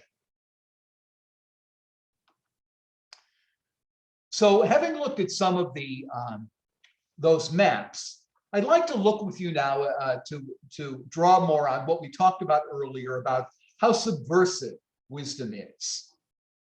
Wisdom's subversive dance. The official church has always been very suspicious of mysticism for precisely this reason, because it's subversive. There's a story about an old Irish Monsignor who said, mysticism. It starts in mist and it ends in schism. So mysticism is threatening to the powers that be. A very beautiful writer, I also recommend the works of Beverly Lanzetta. She says, with its emphasis on the inherent dignity and freedom of the person, on prayer, silence, and the unseen, mysticism challenges our cultural preoccupation with the merely physical, that is, the material as an end in itself. So mysticism is profoundly subversive of our capitalist culture and our capitalist church. Further, mystics often subvert authority, whether of church or state, exposing its dependence on money, power, and war. Those most vulnerable to the violence of authority, women, children, and marginalized men, bear the greatest burden of its sin. Dan Berrigan always said, nothing compromises the church more than its investments. The church is owned by its investments. We will not speak out against the people who finance us. And that's been the biggest compromise that the church has made since Constantine. The illusion is, somebody said that you can marry church and state. They said marrying church and state is like mixing ice cream with manure. It doesn't do anything to improve the manure, but it certainly ruins the ice cream. And the church has been trying to mix manure and ice cream for virtually all of its existence.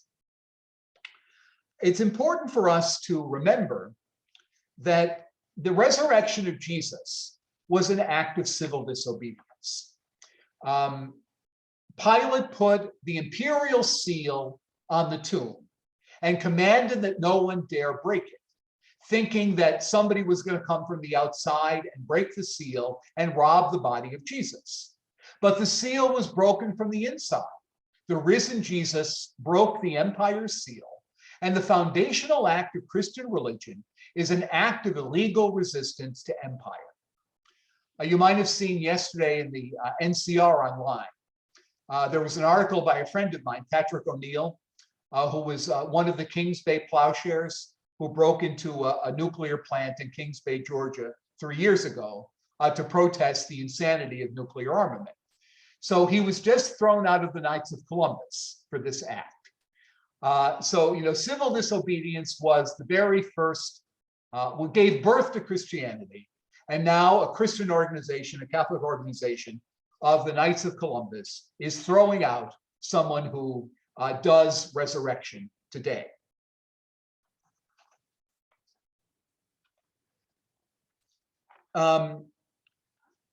Mysticism also doesn't just subvert the powers of church and state. It subverts the most dangerous king or queen of all, which is my own ego. A wonderful example of this is a young woman, an American that grew up in Ireland, Maura O'Halloran, born in '55, died tragically in a bus accident in Thailand in 1982. But she, as an American and an Irish woman, she became fascinated by Zen. She found in it a spiritual discipline, unfortunately, she couldn't find in Christianity. And she became a Zen monk in Japan and reached enlightenment in less than a year. Her Zen teachers were absolutely astounded.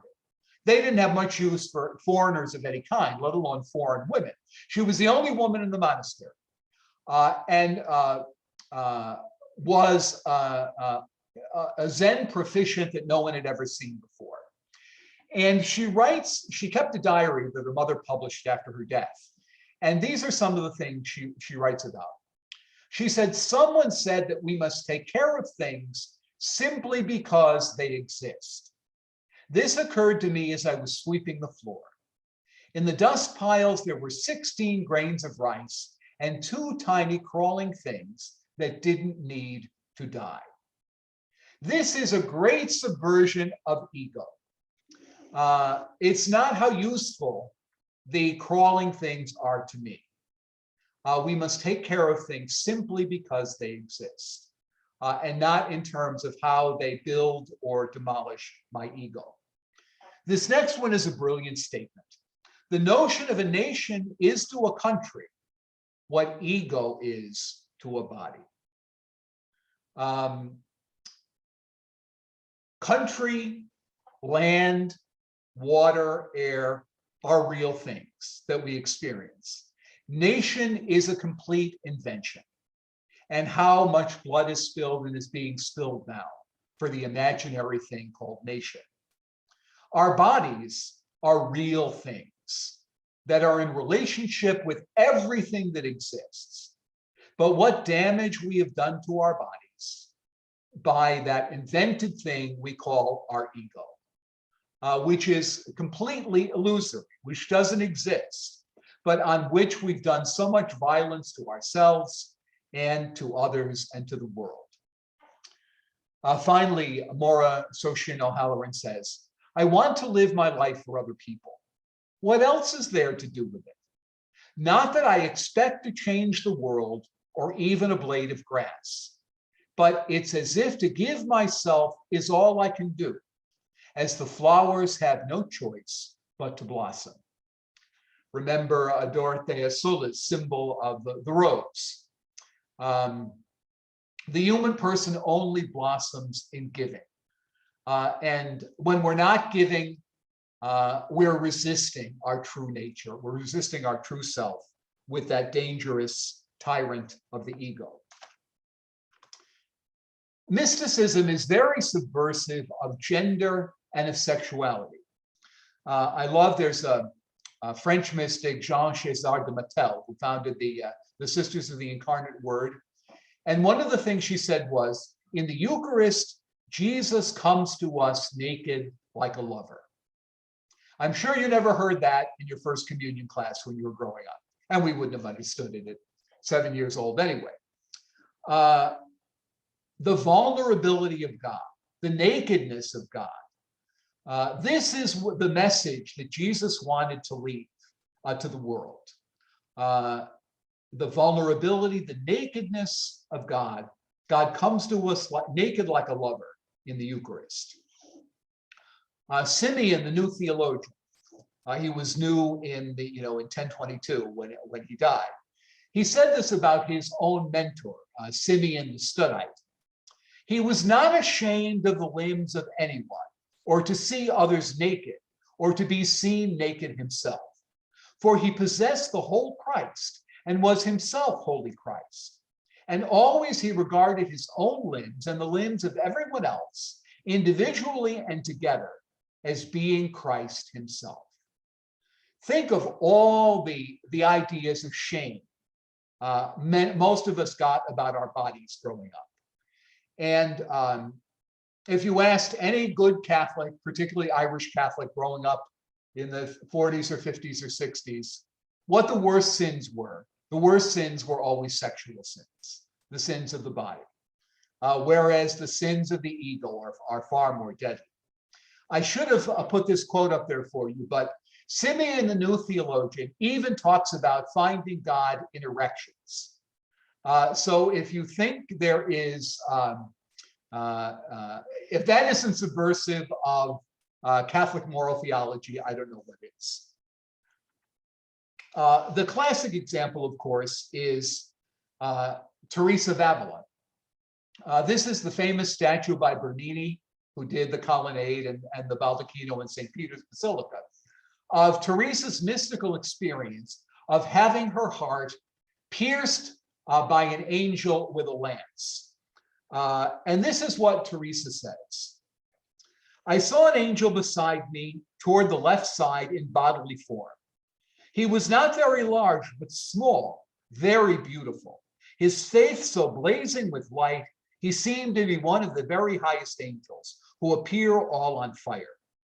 I saw in his hands a long dart of gold, and the end of iron there seemed to me to be like a little fire.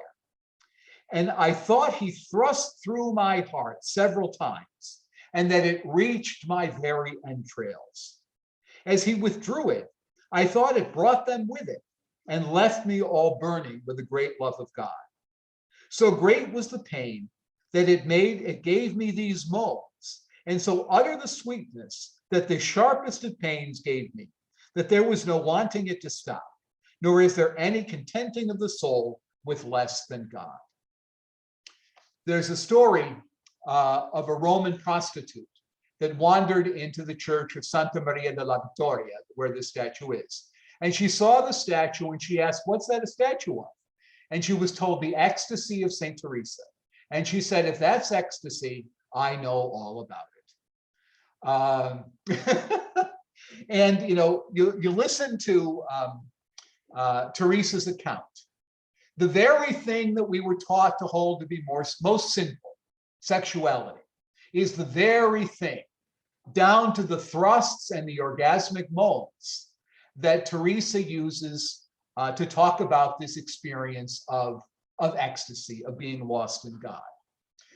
So the mystical tradition is very, very subversive of gender and of sexuality. It's subversive of violence.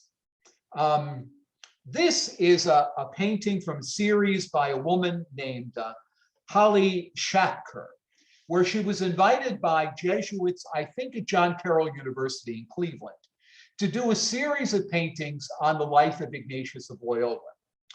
And she does, this painting she did is called The Eyes Slit Landscape. And she says, this is Ignatius when he was a soldier. And this is the world he saw out of, those medieval helmets that the soldiers have, where they're covered from head to foot in armor. And there's only these little triangular slits for their eyes. And you notice, if you can see what the word is on the inside of the helmet, it's just written over and over again, tradition. So when you are in armor, when you reduce your vision to what you can see through the slit of tradition, you become an instrument of violence. Then she does the image of Ignatius's conversion when he goes to the sanctuary of Our Lady in Montserrat. So this is the Montserrat landscape. So all of a sudden, Montserrat in Catalan means shards, and the mountains around Montserrat look like these rock shards sticking out of the ground. So all of a sudden, Ignatius takes off his helmet. He leaves his sword at the foot of the statue of Our Lady. And all of a sudden, this marvelous vista of mountains and rocks and horizon and clouds and growing things opens up for him. Ignatius takes off the helmet of violence and is catapulted into the world of praise, the via positiva that Dorothea Sola talks about. It's no accident then that the first line of the spiritual exercises is Homo creatus est laudare. The human person is created for praise. Not for commerce, not for violence, not for power. The human person is created for praise.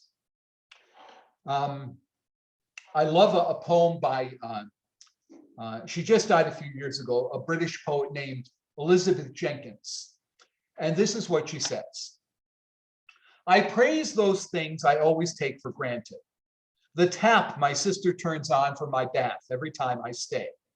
The safety pin, who invented it? I do not know. The comb, the piece of soap, a shoe, its shine, the name tag and the string, a leather purse. How they all flock as I recall them now. And now I also praise with all it holds of nudges, handshakes, playing trains with children. There is no end until I'm tired and think of craftsmen everywhere. Oh, I forgot, cushions, napkins, stoves, and cubes of ice. And the last line is the kicker. She says, all the world is praise, or else is war. All the world is praise, or else is war. If we live out of that via positiva, our life is praise and gift. If we try to live out of anything else, we live out of violence, and either all the world is praise or else is war. So if we spend our day praising all the goodness there is, we'll never have time to fall into violence, to fall into war. So I'd like to conclude. How are we doing on time? Oh, we're good. I'd like to suggest to you three things that if we live out of this mystical consciousness that we've talked about, kind of three behaviors or three ways of life that will result from that. And the first one, this is a term I took from an author called Adrienne Marie Brown, called pleasure activism. She says we need to center pleasure and joy as resistance. Pleasure activism is a practice of activity engaging the God in people.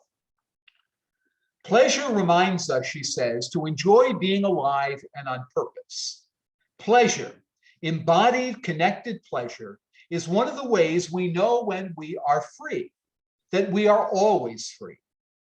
Pleasure helps us to move through the times that are unfair, through grief and loneliness, through the terror of genocide, or days when the demands are just overwhelming. Pleasure heals the places where our hearts and spirits get wounded. Pleasure reminds us that even in the dark, we are alive. Pleasure is a medicine for the suffering that absolutely is promised in life. Pleasure is the point. Feeling good is not frivolous, it is freedom. And so she gives a great challenge to us in the peace movement, to Pax Christi, to every other resistance organization. She says we have to make working for the transformation of the world the most intensely joyful and pleasurable activity we can imagine.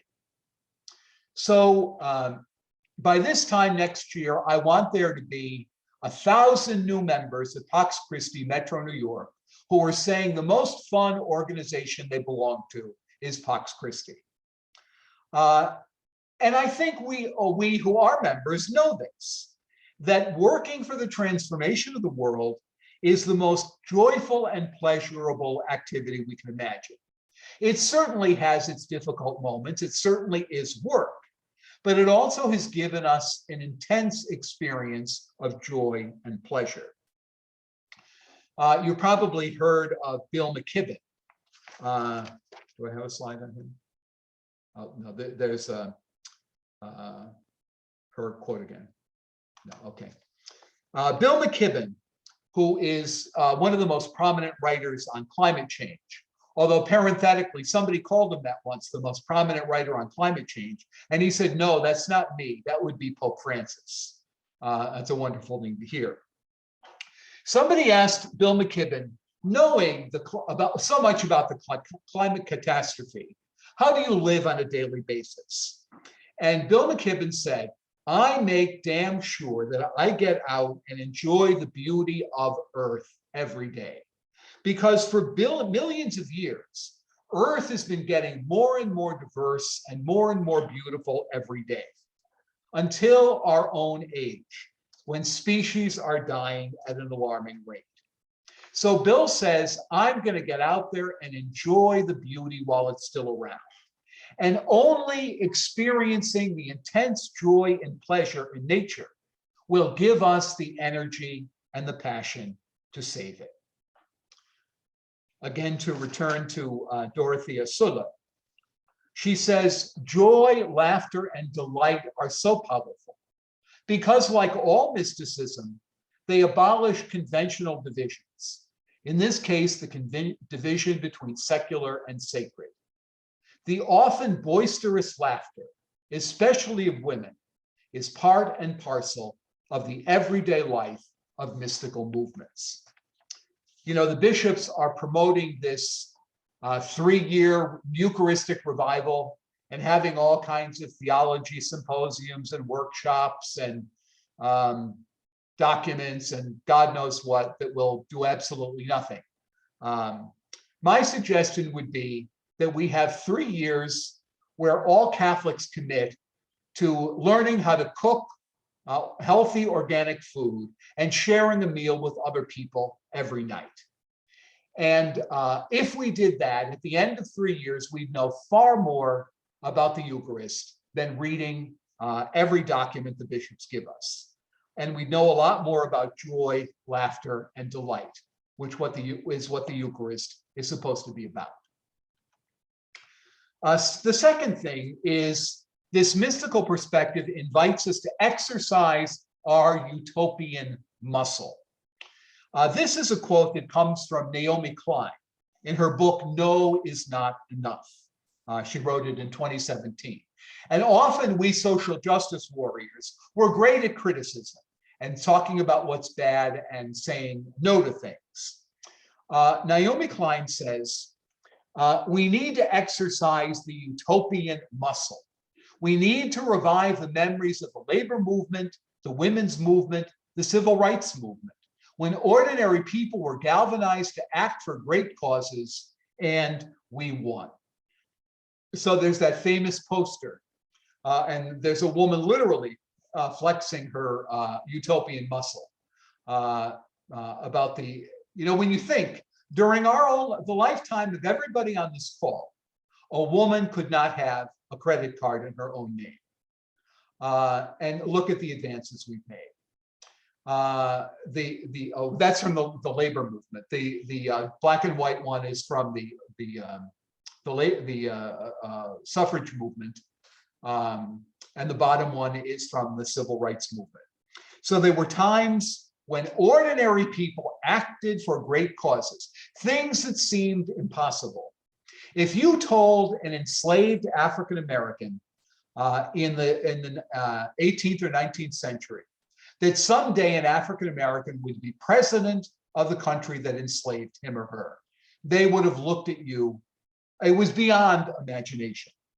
Now, certainly, we have a lot to go in our terribly racist culture, but people have exercised their utopian muscle, and they have won. We have won.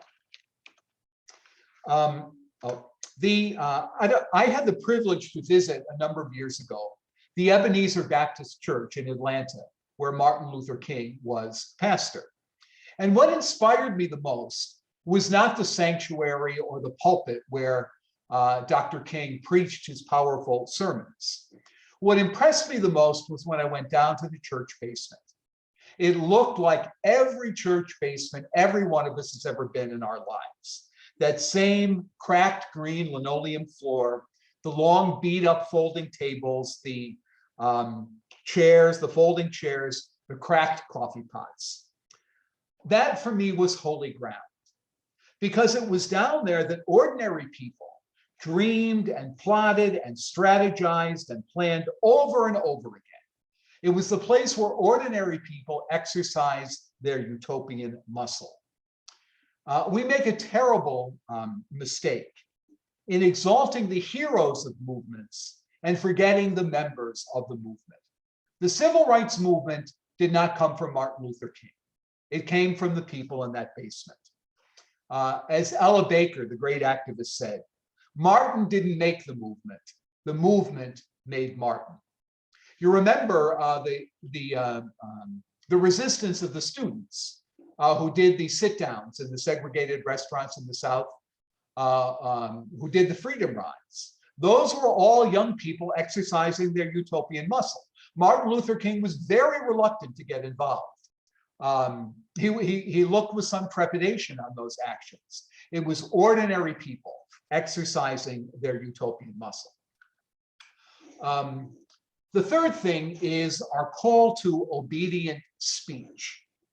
I was on an Advent prayer, and I heard that phrase, obedient speech, for the first time.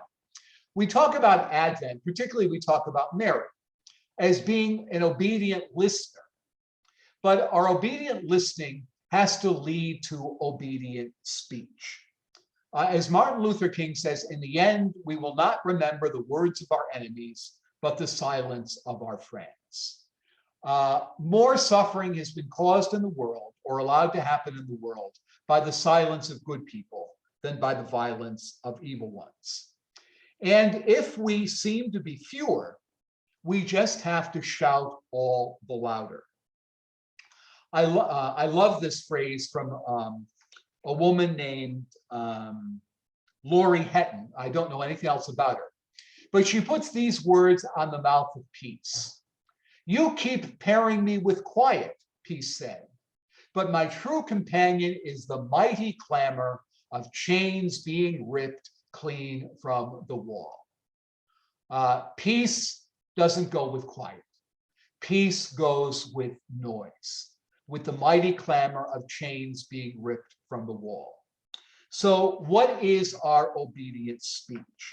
What kind of noise are we making in the world? I love from the Celtic tradition, in our Western Christian tradition, the sign of the Holy Spirit is the dove. And the dove is so sweet and beautiful and white and cooing and gentle. In the Celtic spiritual tradition, the symbol of the Holy Spirit is the goose. If you've ever had an encounter with geese, you know they are not sweet and gentle and loving. A goose honks you until it gets what it wants. A goose is aggressive. The dove flies away. The goose comes right at you. That's what the Holy Spirit is like in our life. The Holy Spirit comes to us in annoyance.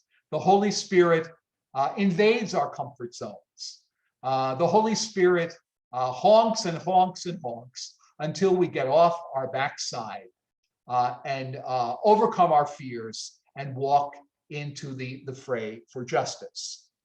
So how are we called to be the wild goose in the church and in the world of the 21st century?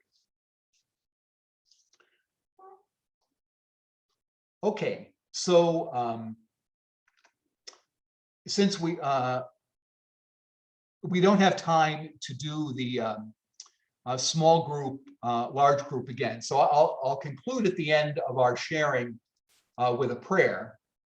But now I'd like to invite us into a time of sharing again. And we'll just do it this time in the large group. So maybe if I can get myself organized. Let me stop share. Okay, so let's just take a minute of silence to let what we've been sharing about bat around inside our hearts and our minds. And then we can share again whatever we're holding in our hearts and minds at the moment.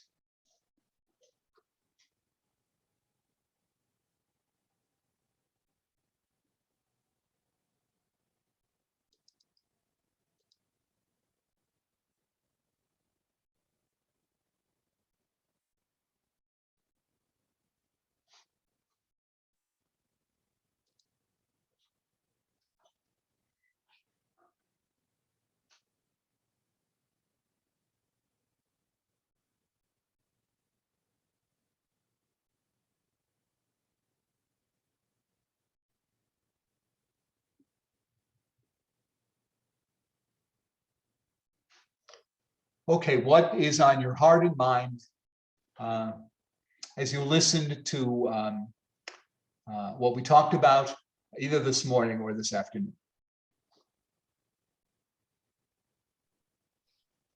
I think for me, the image that I really appreciated was the armor and the slits, and how the Catholic Church likes to keep its armor around it and hold on to everything for whatever fear it has, and if it would just open up, and what beauty there would be. But it was a really good image for me. It was like, oh yeah, that is what the Catholic Church does, and it drives me crazy. If you, I always say, the most fearful group of people I've ever seen in the United States is the USCCB meeting, the Conference of Catholic Bishops. If you watch it, it's the only time I ever watch EWTN, because they broadcast the meeting. You never saw a more frightened group of people in your life, a more rigid group of people. Their prayer is exact word for word what comes out of the breviary, and they rumble through it without a minute of silence, without any song, without any movement, without any prayer, I would suggest. Nobody has a name. Everybody in that meeting has a title. The chair recognizes the Archbishop of Cleveland. The chair recognizes the eparch of the Byzantine Eparchy of Parma. I'm not exaggerating at all. And since there are some sisters on the call, contrast that with EWTN doesn't broadcast the LCWR, unfortunately. But LCWR meetings are filled with art and music and conversation and color and dialogue and sharing and tears and pain. So I'm just agreeing with you heartily. How different, how the women are the carriers of the mystical perspective in our church very often, is my long-winded way of saying that, being a man. Evelyn? I think I'm called to be a goose. And I love that image because I was almost a victim of a goose. As I walked by his nest and his partner was sitting on the eggs, which I did not see, I was attacked. All of a sudden I heard this hissing behind me. Yeah. I turned around and I saw this goose coming at me. And I thought that was a great image of the Holy Spirit. And I think that's, we are called to be geese. Mm-hmm. Mm-hmm. Yeah, I would second that. The person who was saying that thing about, making room in our heart for the people we don't like. The whole purpose, Phil Berrigan always said, the whole purpose of the peace movement is to love the generals and the munitions makers and the warriors. And our resistance is to put them in relationship, put us in relationship with them. Peace is not going off to Mariondale. No, I love Mariondale, but looking at the river, we have to do that, of course. But if we only do that and don't go out to the enemy, we're missing something. I love that image of the rainbow is not, it's not permanent. It's ephemeral, but how it fills us. And the image of the goose. My mother grew up in Alliance, Ohio, which was very farm country. And so she knew, she would warn us, if you ever see a goose, don't think, oh, look at this cute thing, I'm going to give it bread. It'll peck you, especially if it's protecting the nest. That's such an image of the Holy Spirit that irritates us into doing what we're supposed to be doing, that does not give up. I just wanted to thank you, Margaret. I just wanted to say that, I think Matt Fox adds a fourth via, and that's of creativity.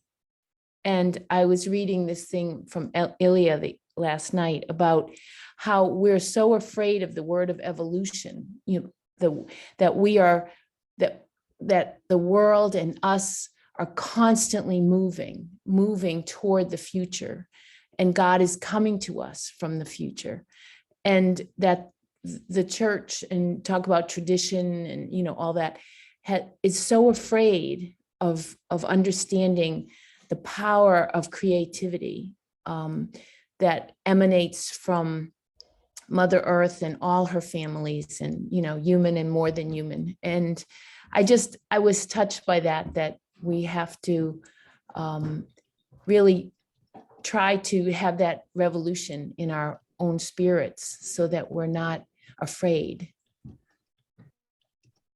Thanks, Dorothy.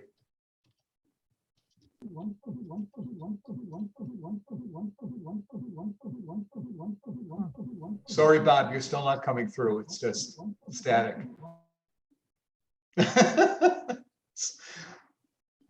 We'd love to hear what you had to say, but there's some kind of tech glitch.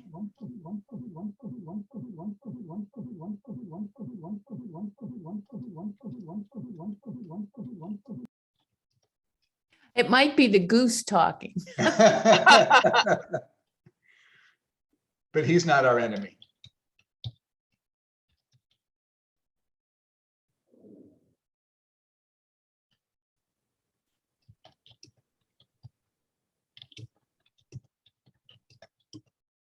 Oh, he just posted extradition. Extractionism. Is the root. Yeah, I agree. And again, I encourage all of you, it'd be well worth your time to look at that resource from the Sisters of Mercy. It's excellent. Because it combines the spiritual and the political and the economic and all of that in a beautiful way.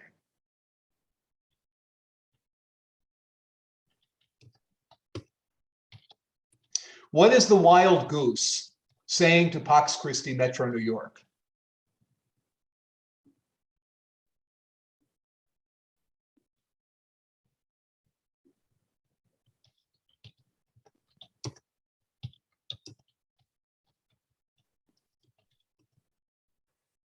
Keep nudging. I think the goose is telling Pax Christi New York to get out and interact, communicate with all those Catholics who definitely don't agree with us. We read their letters in the tablet.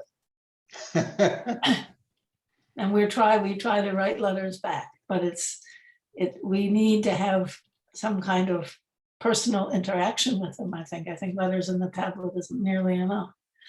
We have to get out of our office, get out of our where we're tied down, and really become part of the Diocese of Brooklyn and Queens and the Archdiocese. We're not present enough. I think that Terry's idea about meals, cook, that's really, one by one, group by group, and that sharing is what the creativity of it all is about, I think. I remember, it's a shame I can't remember the guy's name, but it was an American. He had been a senator who helped broker the Irish Peace Accord, the Good Friday Accord. And he was talking about how he was having no luck getting, these parties together. And he got the brainstorm that he took them away for the weekend to share meals together. And they could not talk about this political situation in Ireland. They could talk only about their families and their hobbies and what gave them joy. And it shifted the entire energy in the group. And there it is, George Mitchell, thank you. It enabled the Good Friday Accord to come about. So, often, the working head on at the issue in the same way, we have our own blinkers of tradition. Doesn't work. And shifting the perspective by something as simple as sharing a meal and talking about your kids is a profound act of peacemaking. So my recommendation, which is going to be wildly unpopular with this group, is divesting from the Archdiocese of New York and not taking their money. We receive a large sum of money to keep our office running. And the bottom line is we are tied to the Archdiocese of New York because we do that. And that, I think, there are other Pax Christi groups who have divested from their archdiocese or their dioceses. And I realize that that's a major shift, but I think we sometimes, I don't know, we're on a fence there. And we're never going to speak truth to power when we are straddling that fence with the Archdiocese. I think that's an Before you extraordinary divest, idea. I think that's before a you di- wonderful idea. I'm the treasurer for Pax Christi Metro New York, and I second that suggestion. I mean, we just have a lot of meals to gather to fundraise, and well, we will have to do a different way of fundraising, but wow, that's amazing. Thank you. Before you divest, I suggest you make an appointment with Cardinal Dolan to thank him for his support for all these years, and give him a copy of the pastoral letter on nuclear weapons that Archbishop Lester of Santa Fe just put out, and say, oh, we really like this, and wouldn't it be nice if you wrote one too for the Archdiocese of New York?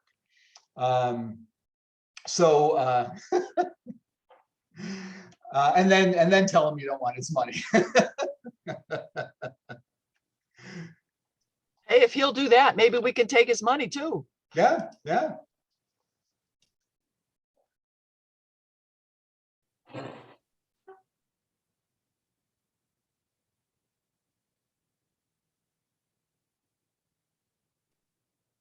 Okay, maybe one final comment. Or not. Donna? Hi, I'm stuck on the goose image. Every day I drive home down Hurley Mountain Road here in the Hudson Valley, and especially before a storm, I will see hundreds and hundreds of Canadian geese in the cornfields. And it strikes me how there's some circling over and they're kind of directing the other geese to where they're supposed to go and land. And they're all sitting there eating. And I'm struck with how they all work together. They all point in the same direction as they're flying. So I just find it very curious. And especially before a storm, before something's coming, I can literally see probably thousands of these geese in the cornfield. And it just kind of resonates with some of the things you've been saying. Thanks. Okay, before Doretta has some concluding remarks, but I'd just like to lead us in a closing moment of prayer. And it'll begin with one of the most rousing songs I've heard in recent times that very much invites us to come to that contemplative well and to get out into the world. And then after that, I'll invite us into a little concluding prayer.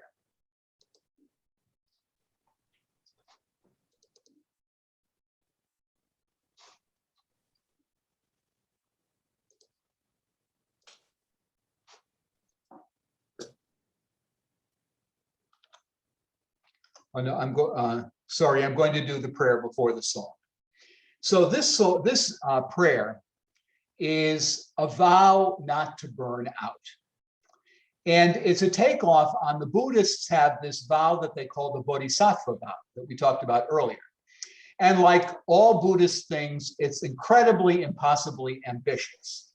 It says, The many beings are numberless. I vow to save them all. Greed, hatred, and ignorance rise endlessly.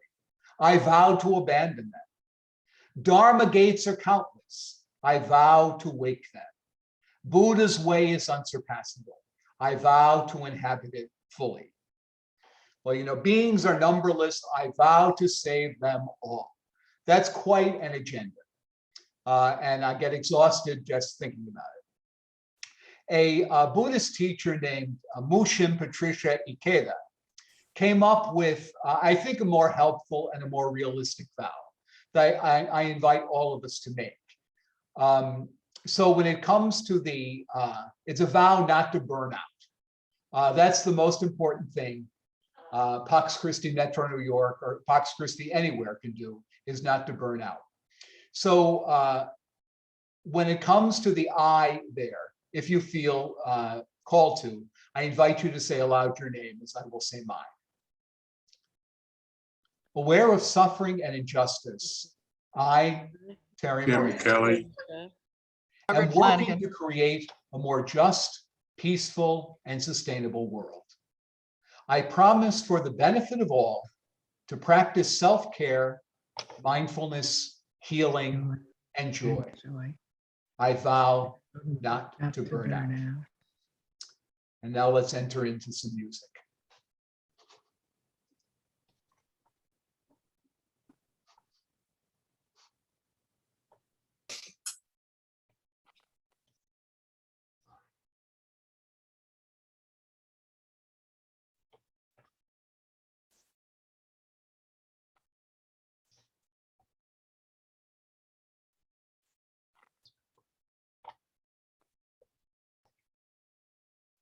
We know that company we keep by the ones who circle round to tend these vibes.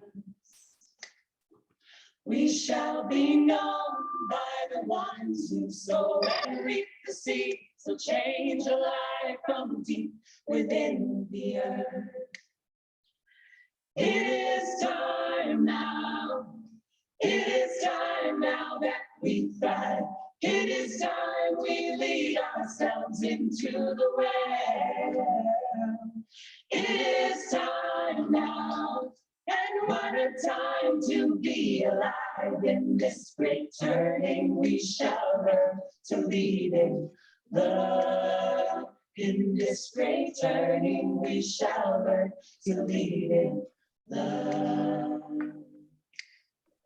We shall be known by the company we keep, by the ones who circle round to tend these vibes.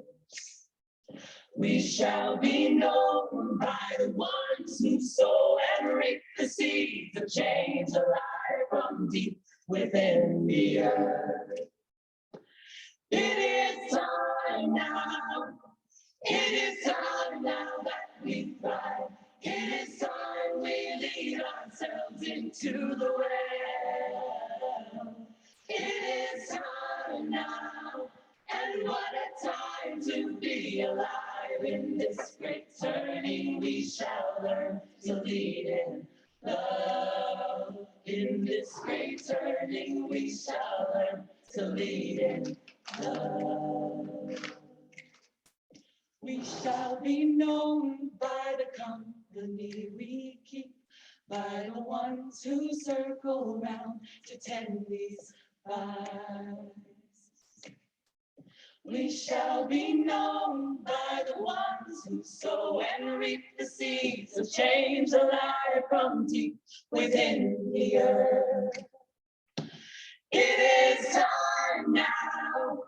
It is time now that we thrive. It is time we lead ourselves into the well. It is time now, and what a time to be alive. In this great turning, we shall learn to lead in love. In this great turning, we shall learn to lead in love. In this great turning, we shall learn to lead in love. In this great turning, we shall learn to lead in love.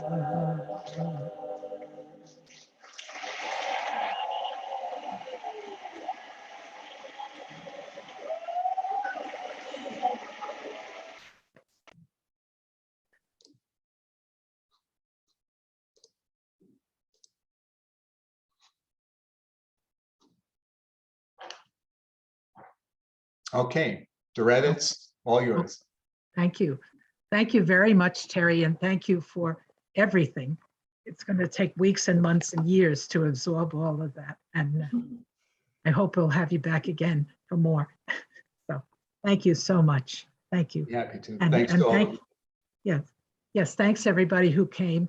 And I know there were other people who wanted to come but couldn't because at 1 o'clock the protest against the violence was downtown, and some other there was an equinox thing. Also, other people were involved in. So the numbers do not indicate the people that wanted to be here. Okay, so thank you, and thank you very much, Kieran, for managing our technology as always. And thank you to the rest of the team, and Bjornson and Jim Kelly, who planned the meeting, and to Elda, who got all the publicity out. We would not even have this if we didn't have Elda in the office. Thank you, thank you. And then I have a little advertisement for two events that Pax Christi will be hosting. The Good Friday Way of the Cross will be on April 15th from 9 to 12, and it'll be by Zoom. And also the Peacemakers Benefit is set for June 11th, and Ann said it's going to be in person, but I think we're also trying to do Zoom so everybody can come. And those people will be Brendan Fay, Mary Gallione, Pierre Fidelia, and then the Young Peace Builders, whom we're still deciding who they will be. So thank you very much all for coming, and thank you again, Terry. So, and go and be in peace, and and take time to look at all of this stuff again. And this is recorded, so we'll have it somehow that will be transmitted so that we can all be refreshed in it. Thank you. Thanks. Yes, this is Ann. Thank you, everybody. This was really wonderful, Terry. Karen, this will be posted on our website. Karen? Yeah, I think so. We can talk about this as soon as the event ends, so we can go through the recording and see what could we post. Okay, this is Michelle, I think, right? Yeah. Okay, hi. Okay, yeah, I think Karen might be more familiar with that because we had talked about it. So great. Well, that'll be great. And thank you so much for stepping in when Karen couldn't be here at the end. Yeah, thank you, Michelle. I didn't realize. I saw her leave a couple of times, and then, well, Yeah. thank you. My pleasure. Thank you for having me here. Oh, you're and welcome. just to say that we'll have 15 minutes. We will keep this platform open if you want to step in the chat and stay after the event, after the recording, and just chat and being able to connect with each other. Oh, thank you. Thank you, Michelle. And thank you, everybody. Thank you. Thanks. You, I Terry, think we very, have to very take Father Terry out to dinner. much. Yes.